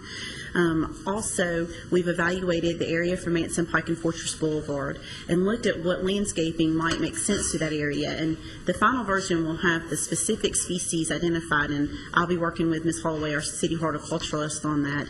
But we've looked at how to try to keep that nice manicured look along Fortress Boulevard that already exists at one end and continue that all the way back up towards I-24. Of course, as we get closer to I-24, we do have a situation because we lose so much right-of-way. We have a narrow right-of-way through there. We don't want to jeopardize any of the utilities or any of the other work going on in the area. So we've looked at shrub options, and there'll be small shrubs. We're looking at about a height of 18 inches. And it's not really there to create height. It's there to create more of a defined bed and an edge along that roadway to give it that formalized appearance. So I think that if you have any questions, I'll be glad to answer them, but I think that's an overview of what we're looking at, and I hope that you'll consider it tonight for adoption and public hearing. Thank you. Ms. Logan, you need to be commended for the job you have done. You've done a great job on all of that, so thank you very much. Any questions from Ms. Logan before we open the public hearing? I want to make a clarification on the public hearing part. This is unlike your zoning issues. Where a zoning ordinance, what you're doing is you're making a recommendation to the council and you're studying. In this case, you're taking action. It will go to the council with the idea that really for their information so they know about it, but it won't be an ordinance as it would be with a rezoning. So I want you to understand when you go into this is a little bit different than your ordinary public hearings that we had tonight. This is not a recommendation. This is action, and this is really the final action. And if the council expresses a lot of dissatisfaction, we'll come back and consider amendments. But that would be, again, a different protocol than rezonings or annexations. Thank you, Mr. Adlai. If there's no questions, I'll open the public hearing and ask anybody to come forward that would like to speak.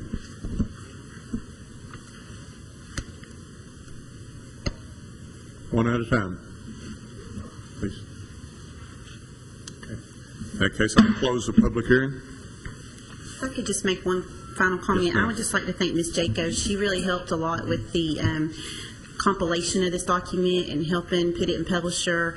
We took the original Adobe Acrobat document, transferred it back into Publisher, redid everything in Publisher, and then converted it back to Adobe, and I couldn't have done it without her, and I just want to make sure she was recognized for that, and just shows what your staff can do without consultants.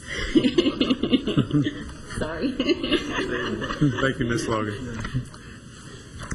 If there's no comments or questions, we're ready for a motion.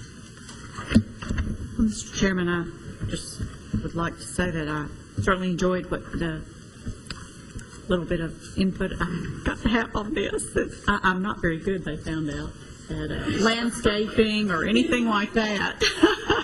I like that tree. I don't know what it is, but I like that one. It looked real good right over there. But, I really enjoyed it, and I got to take a little tour with them, and we looked at a lot of things that we liked and didn't like, and from there, you know, Ms. Logan and Ms. Radlight just really took it, and I know it took a lot of work to get this done, and I think all the changes that we made were really needed, required, expanding it where needed, and taking out certain things that we didn't need anymore, and just a lot of really great work that went into the project. And I'd like to make a motion that we recommend that we accept or adopt. Is that the word we want to do? Adopt these master plan amendments and updates. Second motion. Motion's made and seconded. All in favor say aye. Aye. All opposed. Motion carries.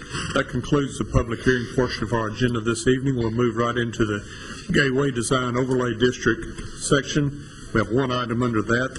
That would be the Polaris Hospital final design review and site plan for the 73,840 square feet on 6.09 acres zoned light industrial and GDO2 located on North Thompson Lane. Polaris Hospital Company, LLC is the developer. Ms. Logan. Yes, sir. Good evening. If we could go to the screen, I'd like to just bring up the aerial photos so that the viewers at home can see which property this is relating to. This is the property that is directly south of the intersection of Wilkinson Pike and Thompson Lane. Of course, the other side is Gateway Boulevard. And the property is zoned LI, light industrial, with GDO2 overlay. And this property, of course, is definitely surrounded on Thompson Lane and Gateway Boulevard to the east by existing commercial development or ongoing commercial development. And it's located quite in close proximity to our new hospital, which will be opening in October, as well as the Murfreesboro Medical Clinic. And so I think that that's one of the main reasons why this site was selected for this project. The site plan before you tonight, above is the rendering of what the proposed design is, and it's a building that is predominantly masonry that has some metal accents and glass. I'd like to note that the metal will be used for the canopies, and that will be very similar to what you see in the hospital, as well as on the accents around the glass area at the front. I think that really helps to lighten the building and not be so heavy by decreasing some of that brick on the front. It's still going to be brick all the way across the front. I don't want to take that away from it, but it's just by adding those additional accents, it really gives the building some interest. And we think that the colors that they've selected and some of the materials that have been selected tie in well with the new and proposed, I guess it's new now, hospital campus. I don't know what we're supposed to call it yet because it's not open. But, and so I think that the building design really works for the area. If you'll notice, it's a one-story building, and it stair steps back up into a two-story building at the rear. And it will have a rehabilitation hospital and then some associated uses with that, as well as a psychiatric area, and that will be accessed on the southern side of the property. In terms of the site plan, staff feels pretty good about the site plan itself and the design. We still have concerns with the landscaping plan. We really are struggling with the buffer area, and also we have concerns about just looking at the grades on the southern property line in specific, where some cut is going to have to take place for this to work. just how we're going to be able to make sure that we have adequate soil depth there to support the landscaping that's required. As you know, this is a gateway overlay area, and the landscaping requirements are heavy on this site.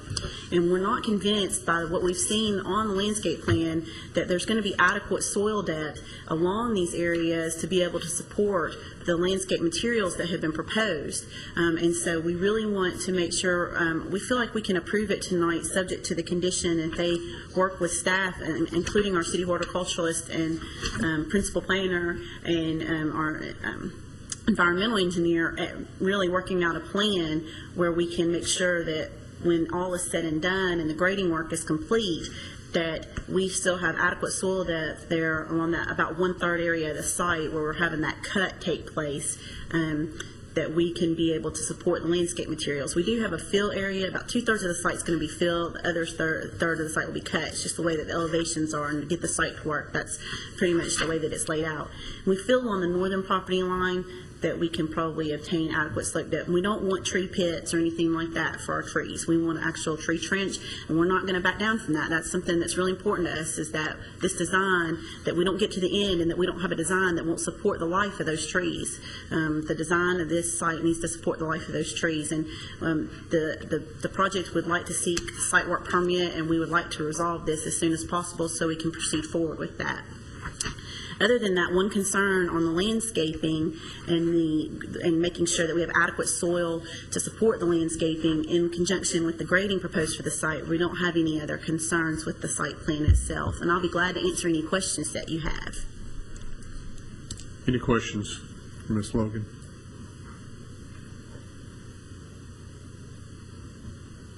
We've already reviewed this at the initial design review, so I think we've gone over most of our questions at that point. If there's no other questions, we're ready for a motion. Questions, Chairman, I move for approval subject to staff comments. Second. All in favor say aye. Aye. All opposed. Motion carries. That concludes the GDO portion of our agenda. We'll move on to plats and plan. First item under that is Jennings and Ayers, final plat for 3 lots on 7.19 acres zoned commercial highway located on South Church Street. Ayers Property LP is the developer. Ms. Logan? Yes, sir. Thank you. This subdivision before you is located along South Church Street, on the western portion of South Church Street. It's a 1-lot plat, and they wish to divide it into 3 lots. There's one note on there about the FEMA location of the floodway that we would like to be altered before it goes to Mylar. Staff will work with the engineer on that, and otherwise this plat's in good order. Just so the public knows, the reason that we're bringing this minor plat before you is that under Tennessee state law, the creation of 2 or more lots requires planning commission approval. So that is why it's before you tonight. Otherwise, it's in good order with the exception of that one note.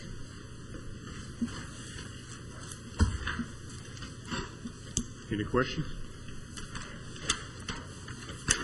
Chairman Lanham, if there are no questions, take a motion we approve subject to staff comment. Second. All in favor say aye. Aye. All opposed. Motion carries. Next item is Tractor Supply Company re-subdivision of Lot 2, final plat for 4 lots on 6.9 acres on Commercial Highway and RS-10 located at Mercury Boulevard and South Rutherford Boulevard. Lot 8, Agner Horty is the developer. Ms. Logan. Yes, sir. Thank you. Again, this is a subdivision plat that will create 4 lots on 6.9 acres.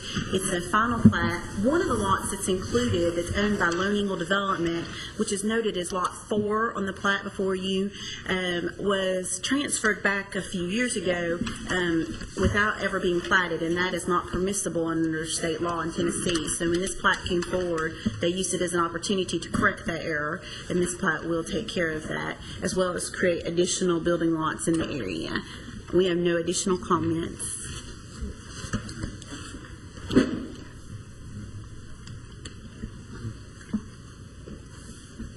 Comments or questions? Excuse me.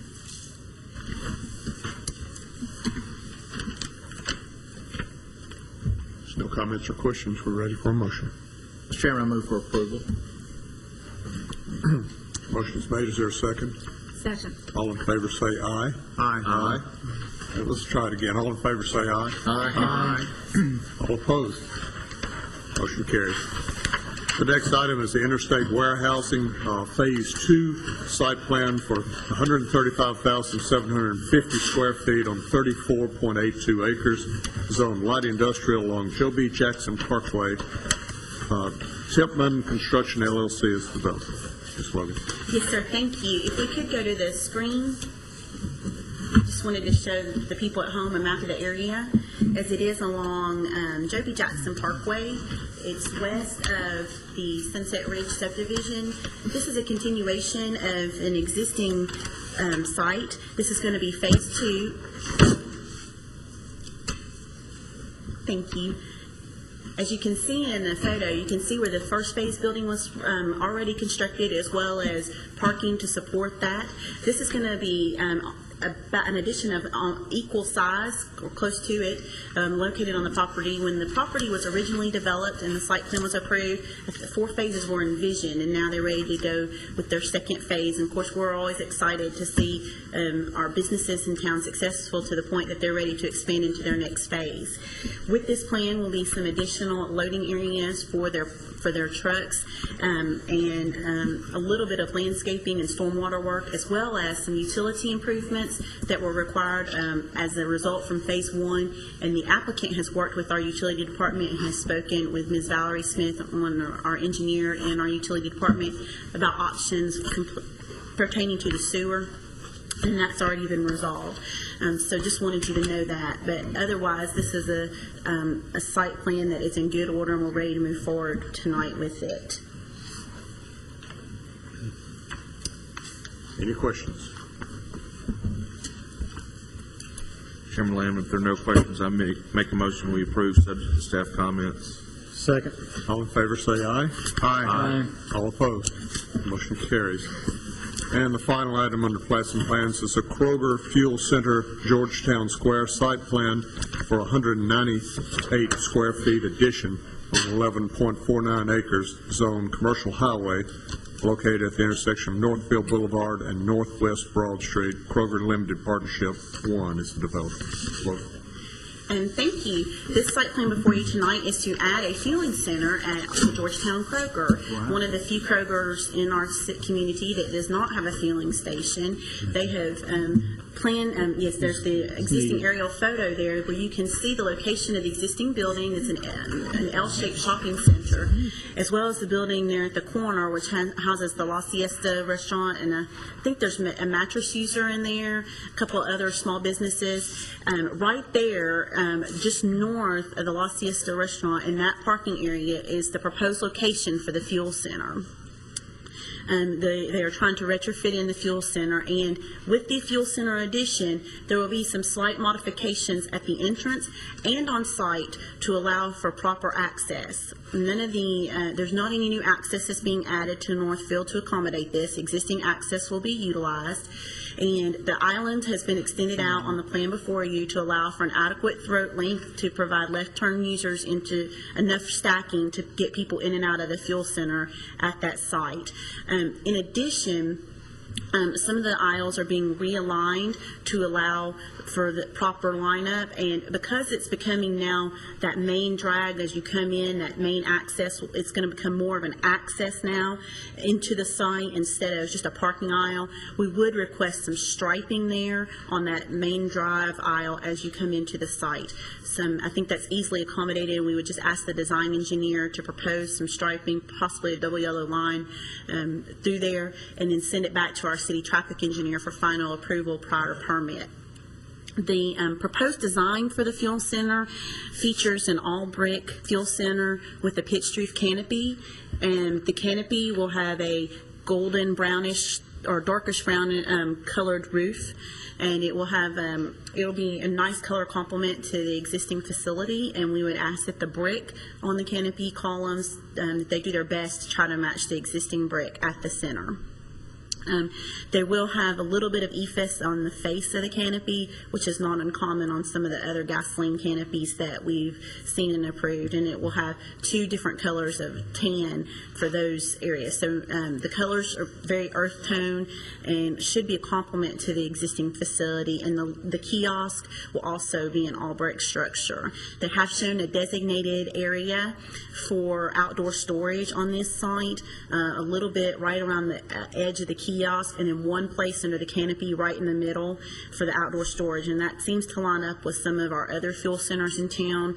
A couple of years ago there was a big charge to try to rein some of that in, and the community's been very responsive, and they're trying to be meeting in with what other facilities have done in that area for our outdoor storage.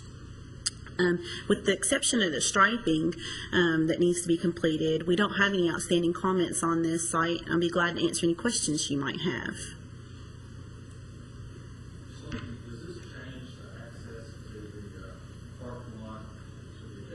The owner, there's a access that you can, with the La Siesta is and everything, it's there's an access point. It's on the back. No, it doesn't. It still will remain open, according to the plan that I'm reviewing. If you look on the screen, it might be a little hard to see, but if you look at the screen, if you'll see right where the dark gray area ends at the northwestern part, and then there's an island that's been modified there at an angle, and it's a little tough to see, but right there where the dark gray ends and it goes into the white, that's the access point, and it's still showing to be remaining open. Well, I think the canopy looks very nice, and it's consistent with what we have asked all fuel service canopies to do in the last several years, so I think it looks real good. If there's no other questions, we're ready for a motion. One more question, and you may have addressed this, and I just want to pay attention. It's okay. This is obviously just going to take up some parking. There's no parking issues. They're going to lose about 82 parking spaces with the addition of this. Based on their parking calculations, they're required about 380 something parking. They have over 500 on site. This will go down to 422, so they'll be closer to meeting what they're required to have. They won't have as much excess, but they still are over what the zoning ordinance requires them to have. And one other thing I would like to say is I haven't been able to have an opportunity yet to review their lighting underneath their canopy, and just as a reminder, I'll want to see that prior building permit with flush mounted lights like have been approved by you guys in the canopies. It's right across the street from the auto dealership. They're not going to need a lot of lighting. Any other comments? If none, Mr. Chairman, I recommend approval. Subject to all staff comments. Is there a second? All in favor say aye. Aye. All opposed? The motion carries. That concludes plats and plans. We'll move on to new and other business. The first item on that is a zoning change request to rezone approximately 34.24 acres from RS-15 to RM-16 located along Manchester Pike, Jones Company Development.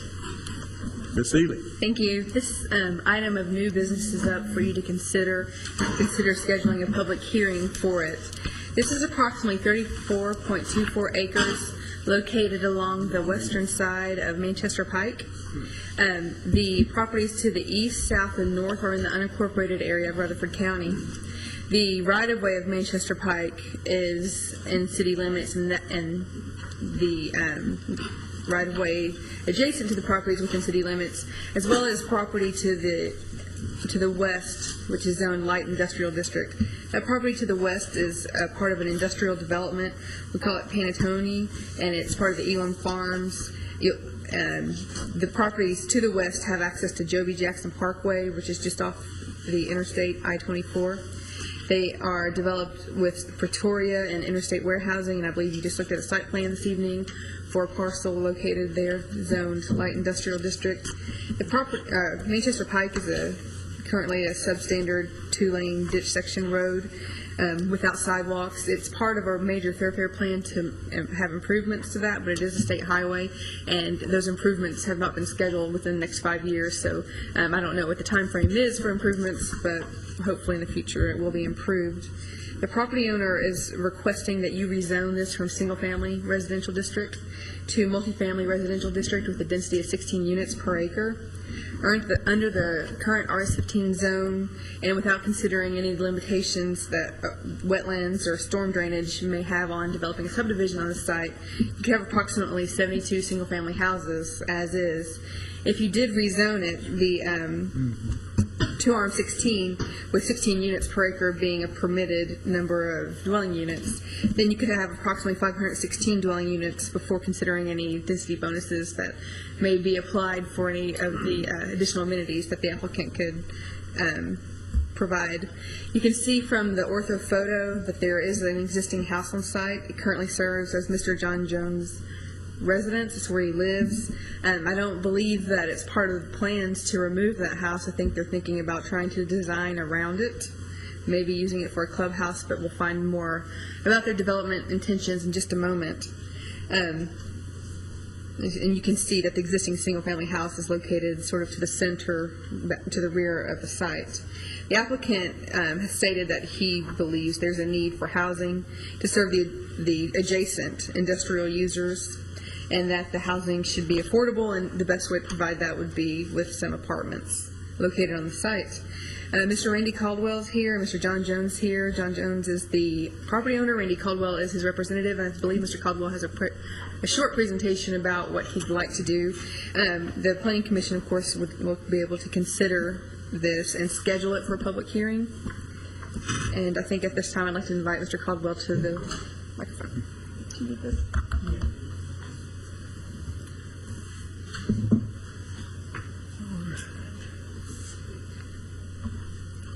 Mr. Caldwell, good evening. Good evening. See you again. Looks like I'm the grand finale tonight.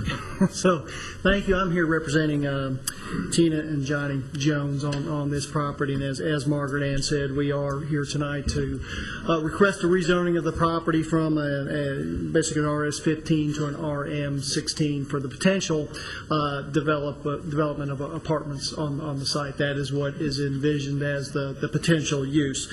Got maybe a couple redundant exhibits here that I kind of want to go through, but I'll try to go through these shortly. Again, this shows the zoning map, how the property relates to the surrounding area, and I think the big story about this is basically what you see is the light industrial and extent of heavy industrial area in this area. Again, I think envisioned as a major employment center for the community, for Murfreesboro.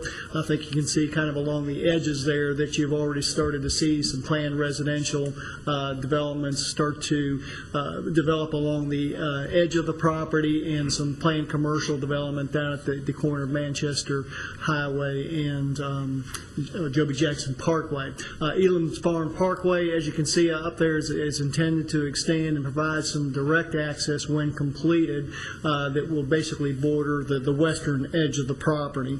Again, maybe a little bit more of a redundant exhibit, but just to point out a couple things on here. Again, the property being approximately a little under 35 acres. To the west, you see basically where Elam Farms Parkway is intended to border that western edge of the property, I think with the intent of basically extending and connecting to Manchester Highway in some shape or form in the future. You can start to see on there where that area has been cleared. To the left of that, of course, you start to see where a lot of the Panattoni development is intended to develop basically what will be across the street from this property. A couple, basically some of the encumbrances per se on the property, and Margaret Ann mentioned these a little bit. This is basically the topographic survey. The area in green that you see is shaded there is basically in a 100-year floodplain, and that comprises about 8 acres of the property. On top of that, basically this is a wetlands delineation that was done by Griggs Maloney that identifies the limits of wetlands on the property, and as you can see see, it basically is on the northeast portion of the property and extends along the frontage of Manchester Highway. And then you can see a little leg of it that basically bisects the property in a north to south direction. This is 9 acres of the 35 acres, which is basically about 25% of the property. Again, with an RM16, I guess if we had a user, we'd come in with that to show you, but that is not the case. I know there's a number of development scenarios that could occur on the property, and we want to remain flexible to allow those to flush out as we market the property. But an exhibit that I kind of prepared that I hope communicates a couple things. As you see, I basically put the master plan for the Panattoni development on top of here to basically show you the extent of warehouse, light industrial development that is proposed for that, and how it basically relates to the property that we're requesting the RM16 on. You can see those are fairly significant buildings, fairly significant sites. You can see basically the Elam Farms Parkway that's extending to the west. One of the nice things about that, with I think what we're proposing, again, it provides some direct access to both Joby Jackson and Interstate 24.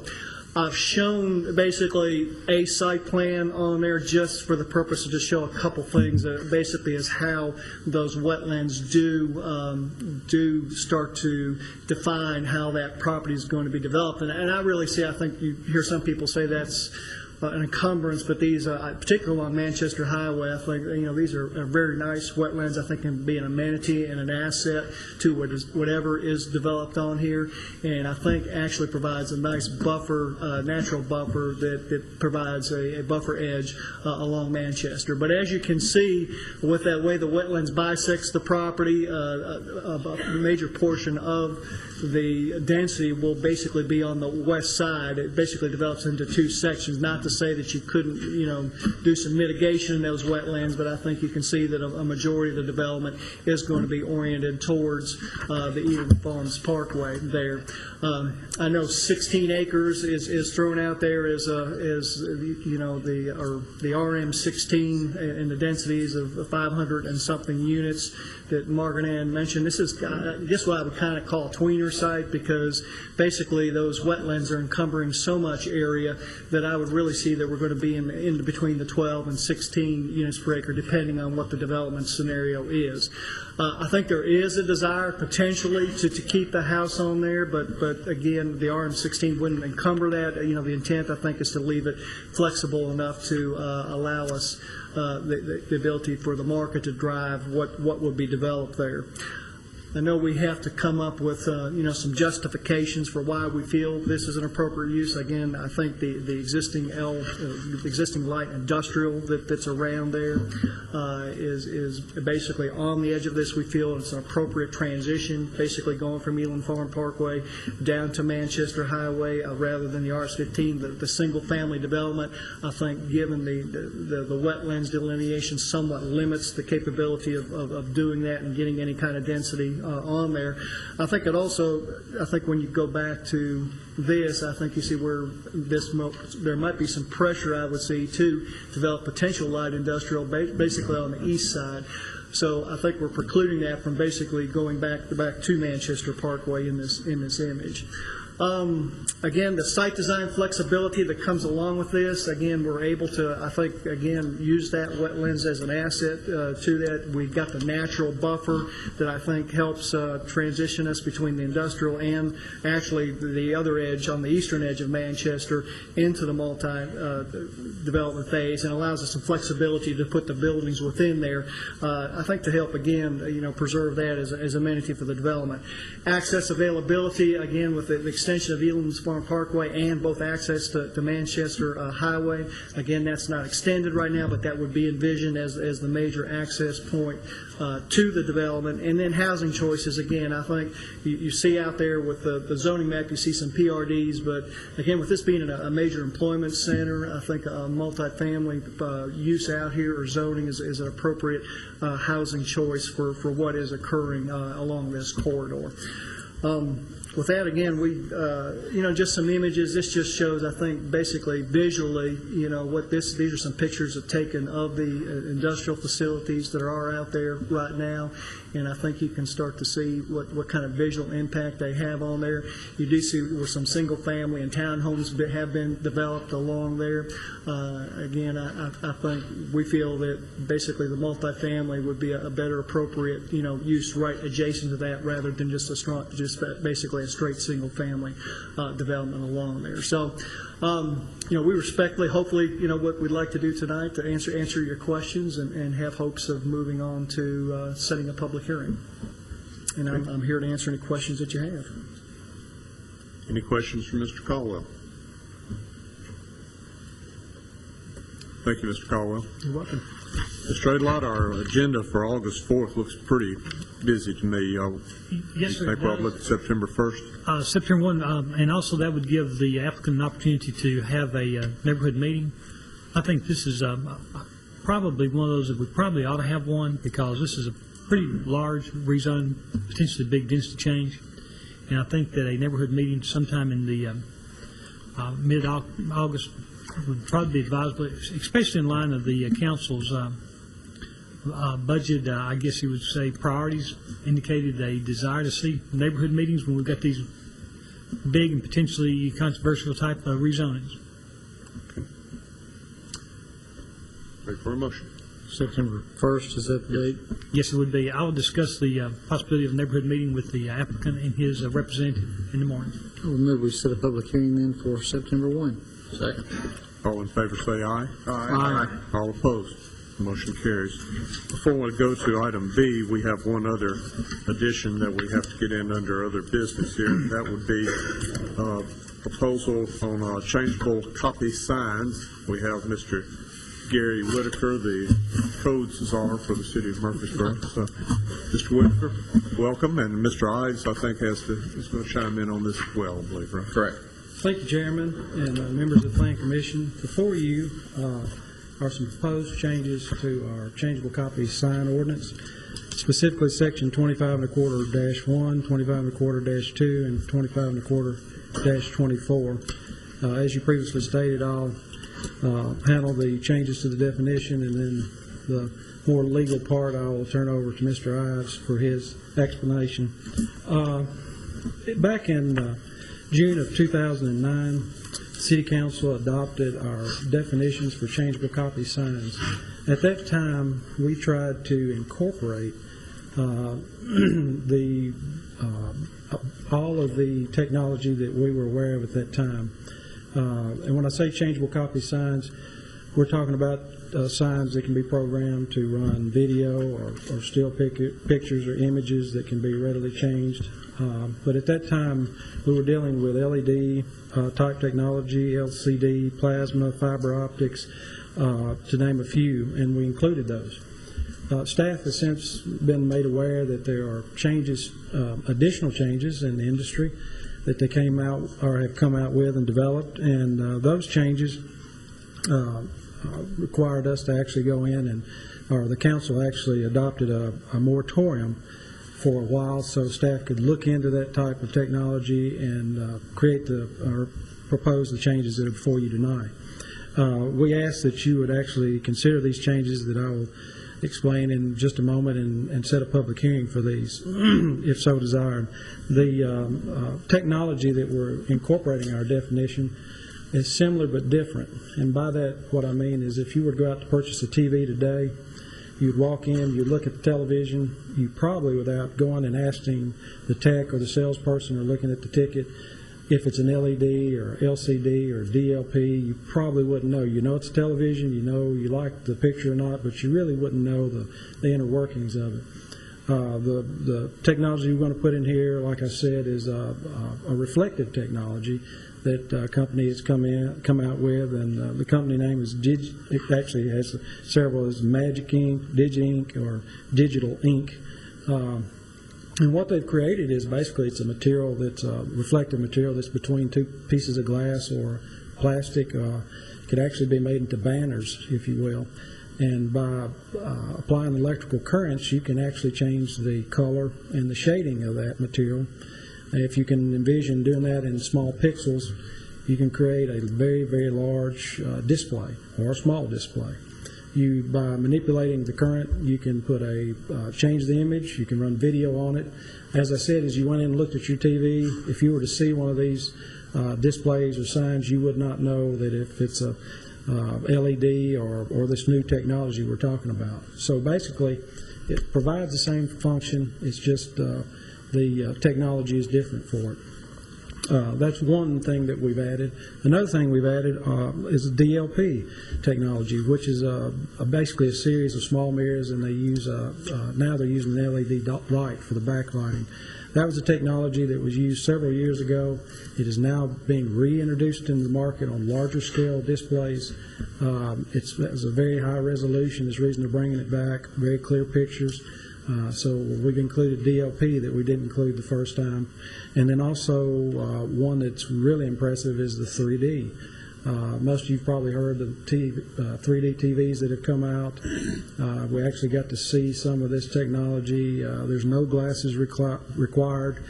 Basically, you're looking at a screen, just if you will, as the monitors we have in here, and it's as if the images actually come out of the screen.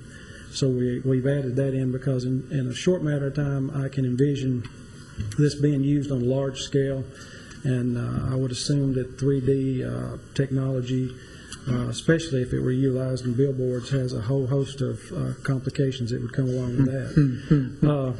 So we have included those types of technology in our definitions that we're made aware of.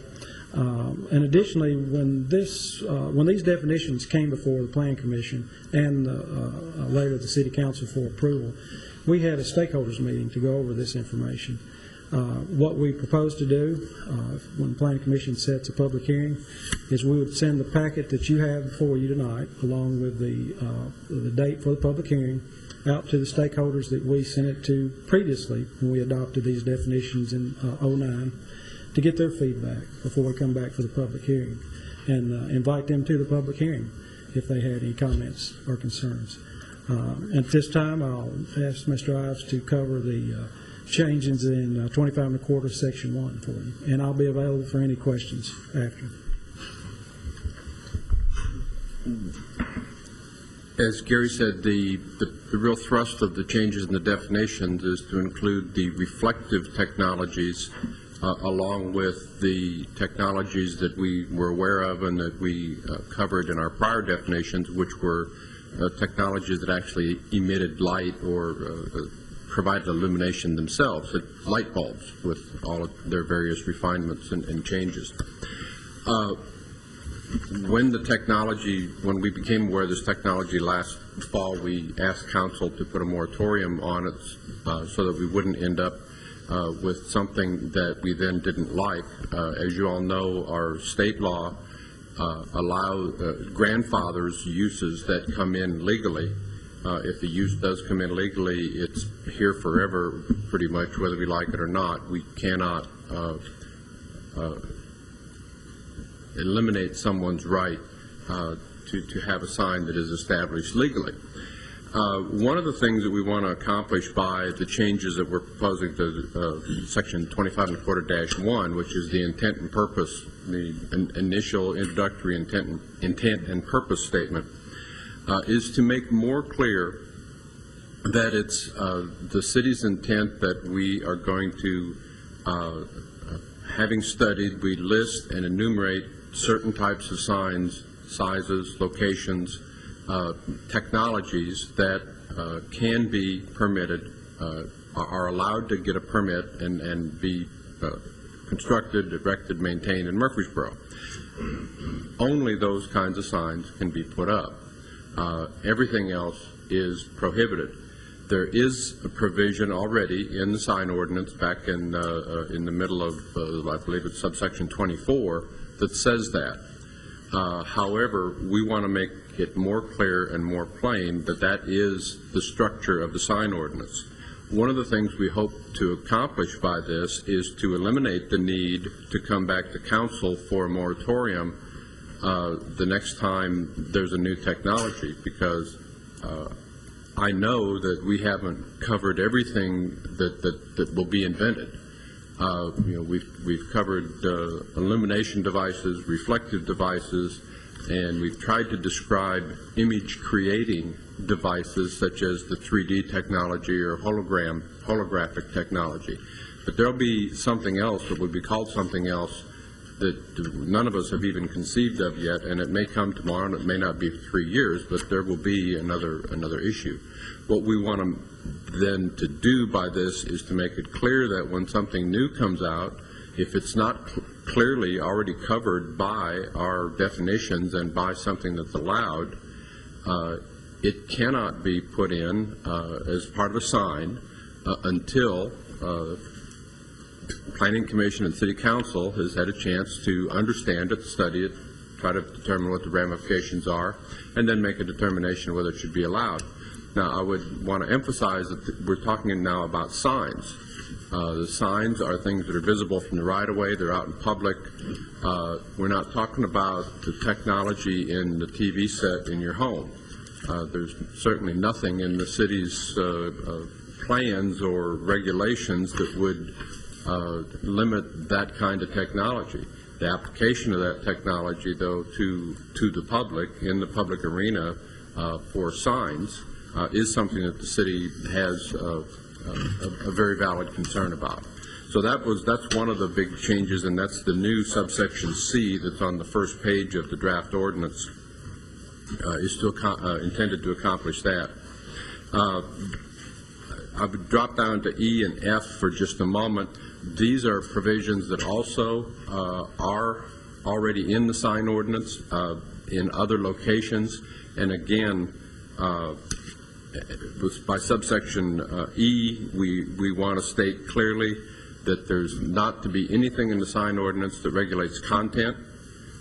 We are looking at time, place, and manner. We're looking at technology, height, size, location, materials, but we are not addressing the content of signs, with the very limited exception of signs that would be considered obscene or signs that would be clearly false advertising. Those are exceptions that are standard, but beyond that, we are not attempting to regulate the content of anyone's sign or anyone's sign message. Similar with subsection F, we want to make clear, and very clear at the front and the introduction to our sign ordinance, that we are not distinguishing between commercial and non-commercial messages. And in no case does this ordinance prefer a commercial message over a non-commercial message. There are a number of places where non-commercial messages are allowed and given greater freedom and greater right to be put up than our commercial messages. That is allowable under the rules that have continued to be set down by the Supreme Court.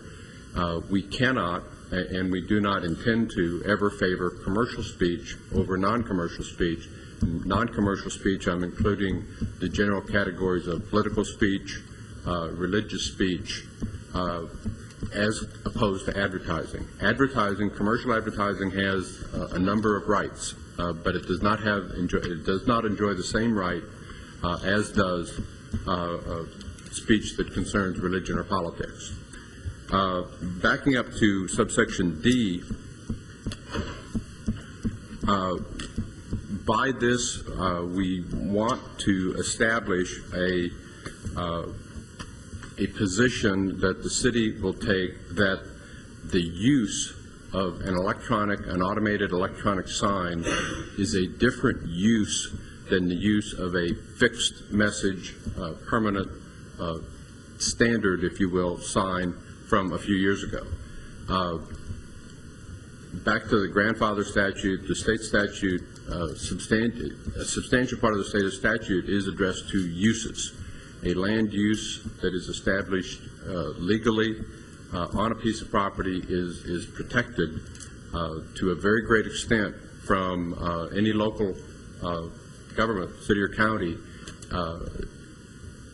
putting that use out of business by changing zoning. Our belief, and I believe that this is supported, will be supported if it's tested in the courts. Can't be certain of that at this point. But because of the very different nature of an automated changeable sign, and particularly the large ones in the billboard arena, the very different nature of those from the fixed message static image billboards, we believe that it's a different use and we're asking and recommending that it be declared to be a separate and distinct use. That's probably far more than you wanted to know about it, but that's what we're proposing with these amendments. I'd be happy to answer any questions. And I believe we think that there's room for this on the August 4th agenda. Is that? Well, it wasn't until I heard you talk. But, I think that we do. In fact, I have an expectation that in more than one of the probably potentially controversial items that were scheduled for August 4th, I will receive a letter withdrawing that application. So that will give us some capacity that I didn't know we had going into tonight's meeting. Any questions? No, we're ready for a motion. Make a motion we schedule public hearing for August 4th. Second motion. All in favor say aye. Aye. All opposed. Motion carries. And the final item would be item B, election of officers for the 2010-2011 year. Ms. Tradelon. Yes, sir. Article 3, Section 2 of the Rules of Procedure for the Murfreesboro Planning Commission, which were adopted on March 16th of 2005 and then amended November 13th of 2008, require the chair and vice chair of the Planning Commission shall be elected each year for a one-year term by the Commission from among its membership at their first regular meeting in July of each year. That would be tonight's meeting. You need to take action. However, I will note, one of our members is not present. He is our current presiding vice chair. If you feel uncomfortable in taking action tonight in his absence in order to allow him to participate, you are certainly welcome to defer action. However, you don't have to defer action. A quorum is present and sufficient numbers are present to take action. I feel very comfortable taking action in his absence. I would move that we re-elect our current chair and vice chair back to their post for the next year. Second that motion. All in favor say aye. Aye. All opposed? No. Any other business you have, Mr. Adelot? Not that I want to take up tonight. Okay. In that case, we stand adjourned. All